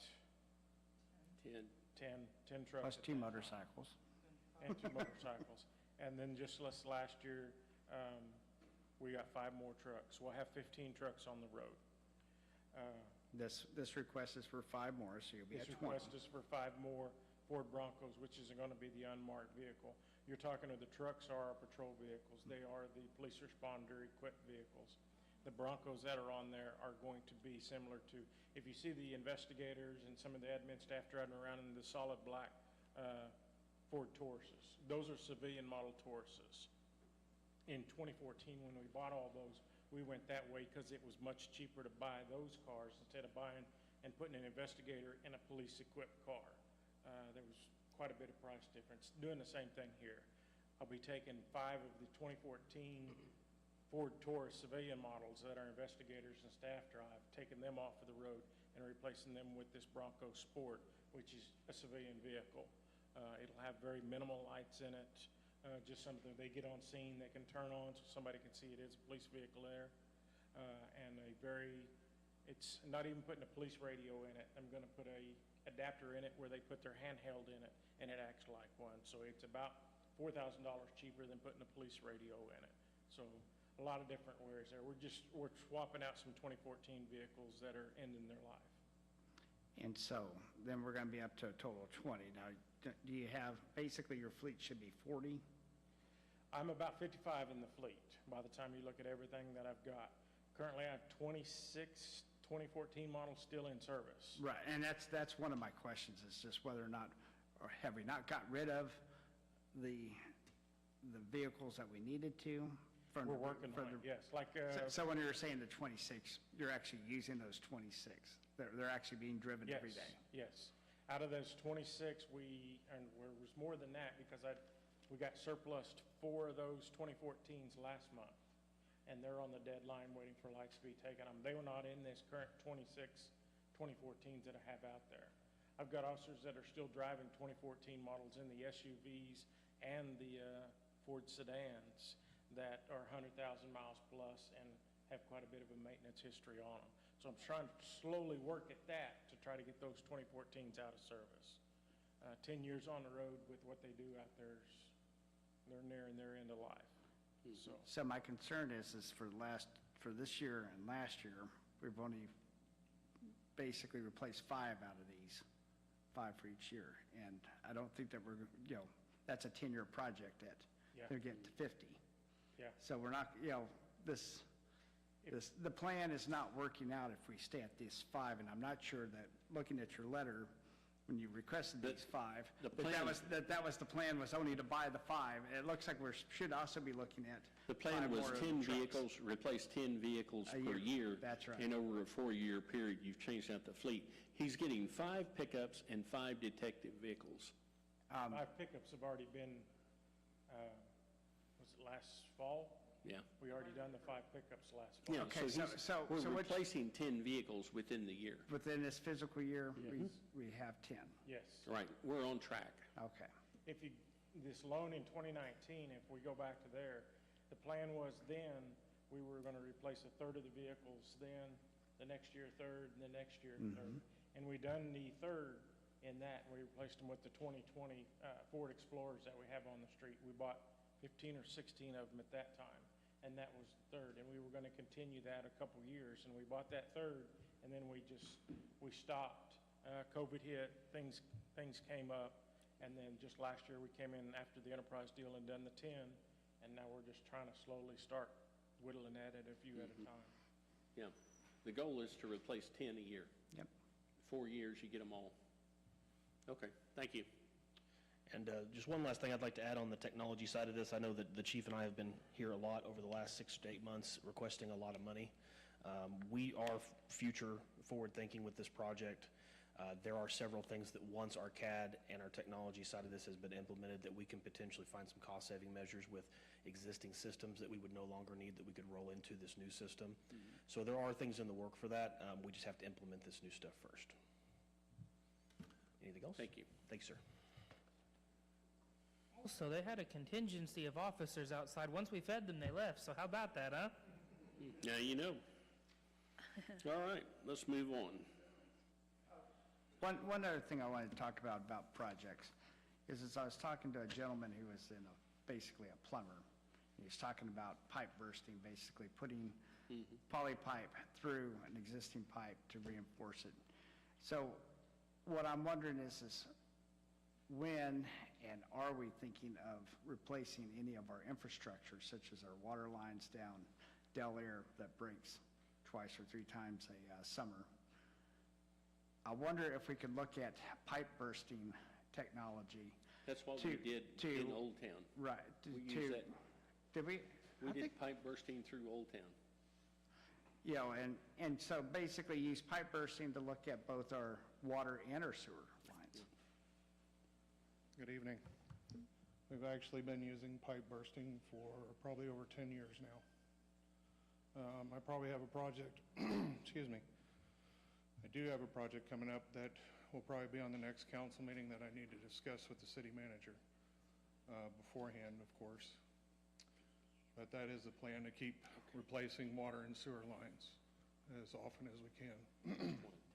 So the pipe bursting is a route to do for like Del Air, for these places where you have the extreme ground shifting and leaks that never get fixed, or never permanently get fixed type of question. Yes, that is an option, yes.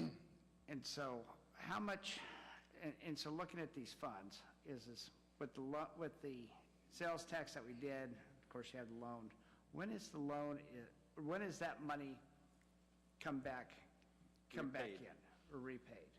What year do we get to start over on this? Melissa. Is this the last year of the loan? What, for paying for the loan? So we have this 2019 note. Yes. And so is this the last, is So sometime in Melissa, 24? correct me if I'm wrong, the 2019 loan should have been expended by the end of 2021. The $12 million total should have been expended then. Because of COVID and all of the different pandemic issues, they gave us a small extension, but they basically said you better get it spent by June 30th of 2024. They told us we had a few months left, so we should have gone a little bit faster than this, but this is what we have. So the $600,000 remaining, once it's gone, the rest of the money that's coming from the special sales tax is using to pay this back through debt servicing.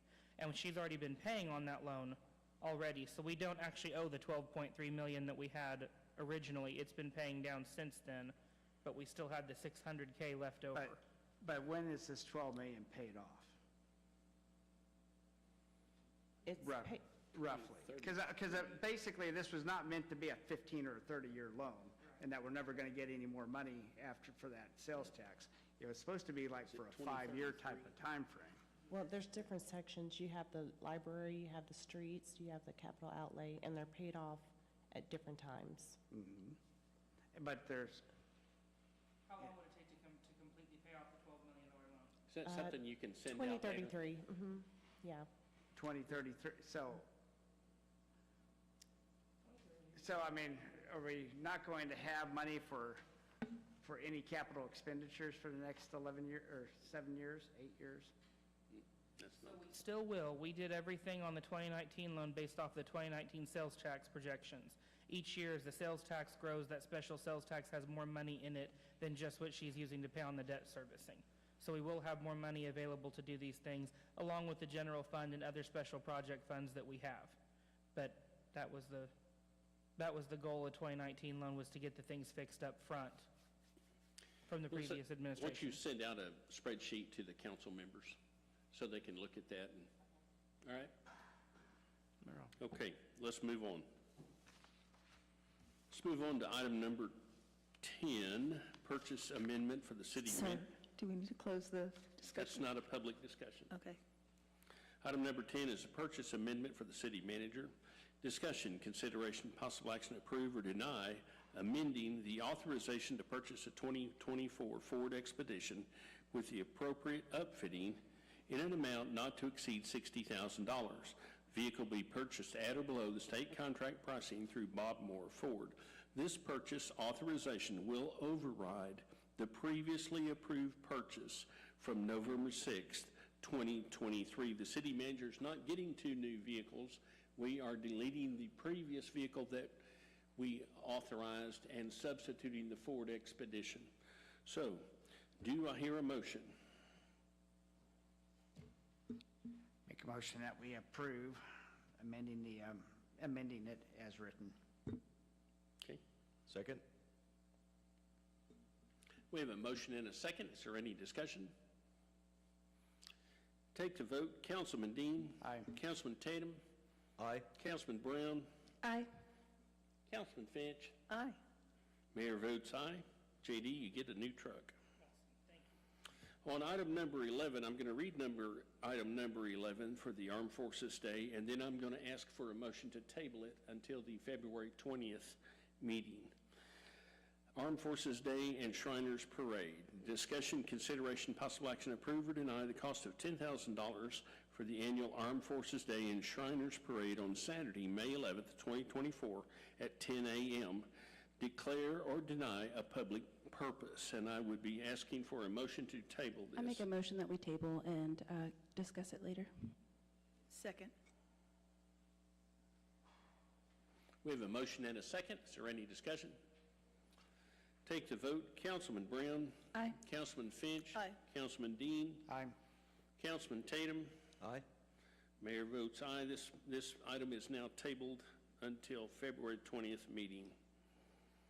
Item number 12 is purchase of 5 vehicles for the police department. Discussion, consideration, possible action to approve or deny the purchase of 5 vehicles for the police department in an amount not to exceed $182,000. This purchase will be for 5 2024 Ford Bronco Sport models, including all upfitting of emergency equipment. All vehicles will be purchased at or below state contract pricing through Bob Moore Ford. Do I hear a motion? I'll make a motion to approve the purchase of 5 vehicles for the police department in the amount not to exceed $182,000. Second? We have a motion and a second. Is there any discussion? Take the vote. Councilman Finch. Aye. Councilman Tatum. Aye. Councilman Brown. Aye. Councilman Dean. Aye. Mayor votes aye. Chief, 5 more. What was that nickname oh, no, never mind. Never mind. Let's move on. Item number 13, purchase amendment of 5 2024 staff vehicles for community development. Discussion, consideration, possible action, approve with modifications, or deny the amending of the authorization for the purchase of 5 vehicles for the community development unit in the total amount not to exceed $166,270. All vehicles will be purchased at or below the state contract pricing through Bob Moore Ford. This purchase authorization will override the previously approved purchase from October 16th, 2023. And it's my understanding that the vehicles that they are currently using will be transferred over to the Public Works Department. They are pickups that you don't really need in code enforcement with a lesser price. You're replacing it with a lesser price. So that's what these 5 vehicles are about. Do I hear a motion? I'll make a motion to approve the purchase of 5 vehicles for the Community Development Unit, purchase not to exceed $166,270. Second. We have a motion and a second. Is there any discussion? Yes, I would like to just mention with all of these vehicles, and I know that we're just making amendment to this particular cost, but altogether, that is a lot of money. Just want to just let you know, and some of these things are quite important for us. So I want to just make sure that everyone knows that some of these things here are important. We want to make sure that our constituents know that we are also looking at fixing things like infrastructure in our streets as well as buying vehicles. And I do appreciate that I finally did get a quote, even though it wasn't waiting for you, it was waiting for the county. But I do appreciate the quote that was finally received for fixing Vicky. Vicky is a big street. It's going to take a lot, but it's going to cost less than 5 vehicles. Thank you. So these 5 vehicles are going to allow us to free up 5 more expensive vehicles and put them to the appropriate service rather than riding around town doing inspections. So that's why we're doing it. It's the best bang for the buck. Thank you. Any other discussion? Take the vote. Councilman Finch. Aye. Councilman Dean. Aye. Councilman Tatum. Aye. Councilman Brown. Aye. Mayor votes aye. The motion carries. Kelly, drive them carefully. Quit letting Kelly go to lunch with the police chief because he gets 5 and she gets 5. So do we do like a race or something for a fundraiser to pay for these things to see which one goes faster? Moving on. Wait just a second. There we go. Speaking of which, are the police Broncos the supercharged police version? So the trucks are going to be able to beat them? Councilman Dean, please stop giving him ideas. Thank you so much. I'm just wondering about myself while I'm driving out there. Moving on. Your Corvette will outrun the 5 new police cars. Okay, moving on. Item number 14, ordinance, licenses and business regulations, residential short-term rentals. Discussion, consideration, possible action, approve with modifications, or deny ordinance number 1421, amending Chapter 10, license and business regulations by creating Article 15, residential short-term rental, Section 10-600, purpose, Section 10-601, definitions, Section 10-602, residential short-term rental, license required, compliance with applicable codes, Section 10-603, application form, process, Section 604, suspension, revocation, notice, and hearing complaint process, Section 10-605, covenants, deed restrictions, overlay requirements, Section 10-606, penalty, and providing for repeal of conflicting ordinances, severability, and declaring an emergency. That declaring emergency needs to be a separate issue. Authorize mayor to endorse same. So I'm asking for a motion on this, and do not put the declaring an emergency in that. That has to be a separate item. So I'll make a motion to approve as written and authorize mayor to endorse same. Good enough. Second. Is that appropriate? And we'll vote again on the emergency portion. Thank you. Any discussion? So this has been adopted from possibly 3 other cities. How long has the other cities had it in effect?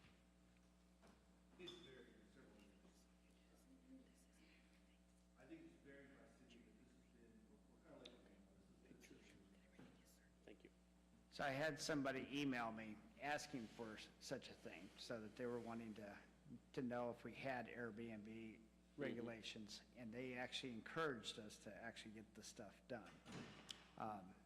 Now, of course, that's inviting additional investors to possibly come in and use our homes for these types of things. But it is nice to have the regulation in effect to where you can put a stop to it.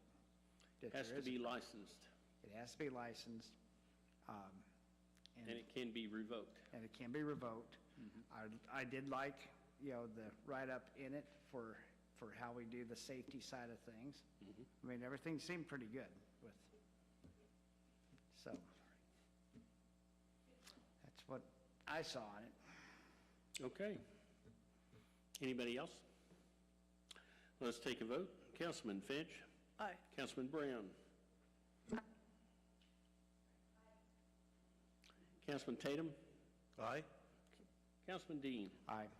Mayor votes aye. The ordinance passes, and now we need a motion on declaring an emergency. Okay, I will make a motion on ordinance number 1421, amending Chapter 10, declaring it an emergency. Second. We have a motion and a second. Is there any discussion? Yes, sir. So by going with the emergency, we're not going to have it extra publicized, publicized and It'll put go that part into in. effect. It's going to go into effect immediately. So I think that it's important that we put this out in the water bill, that there is a new, that there's, because right now we're gonna hold the whole city to this part to where if you happen to have been doing Airbnbs and you didn't catch this one, now all of a sudden you get to have a $750 fine and a little visit to the. Nothing precludes someone from coming in, and as usual, the city manager will, at his discretion, work Right. this in gradually.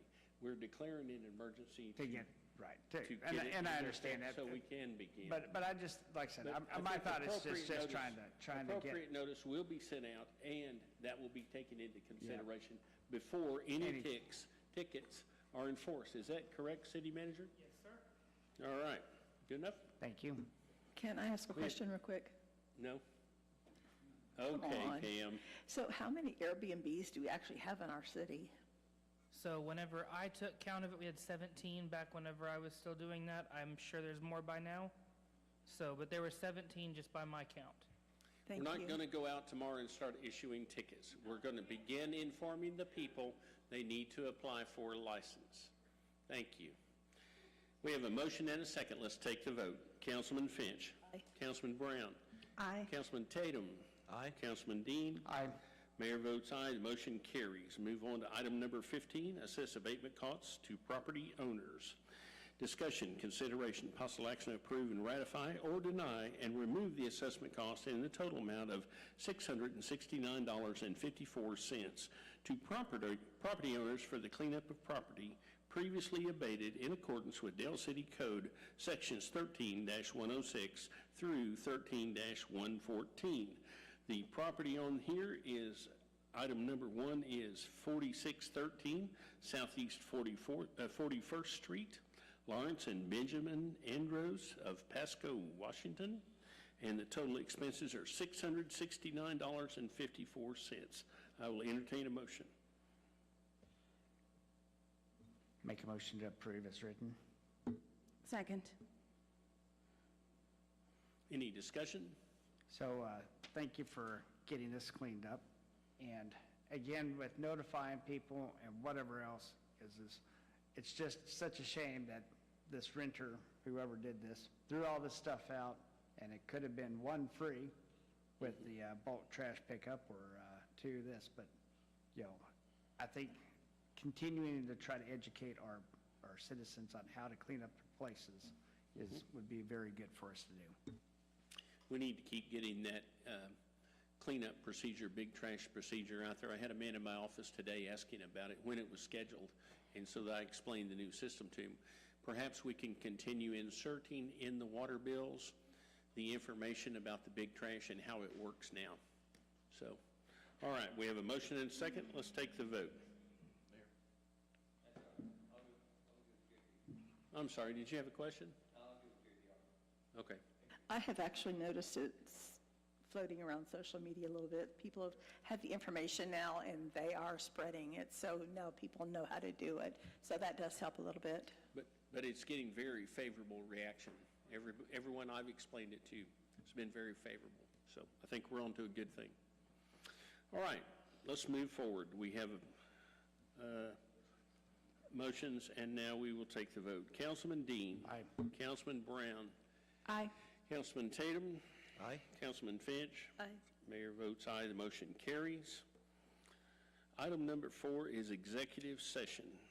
Discussion, consideration, possible action, approve or deny recessing to executive session pursuant to the Oklahoma Open Meeting Act 25 OS 301 for the purpose of a discussion concerning confidential matters pertaining to pending investigations, claims, and actions pursuant to 25 OS 307B4 as the council, on advice of its attorney, has determined that disclosure will seriously impair the ability of the council to process the claim or conduct a pending investigation or litigation in the public interest. City Attorney, does this meet the criteria for an executive session?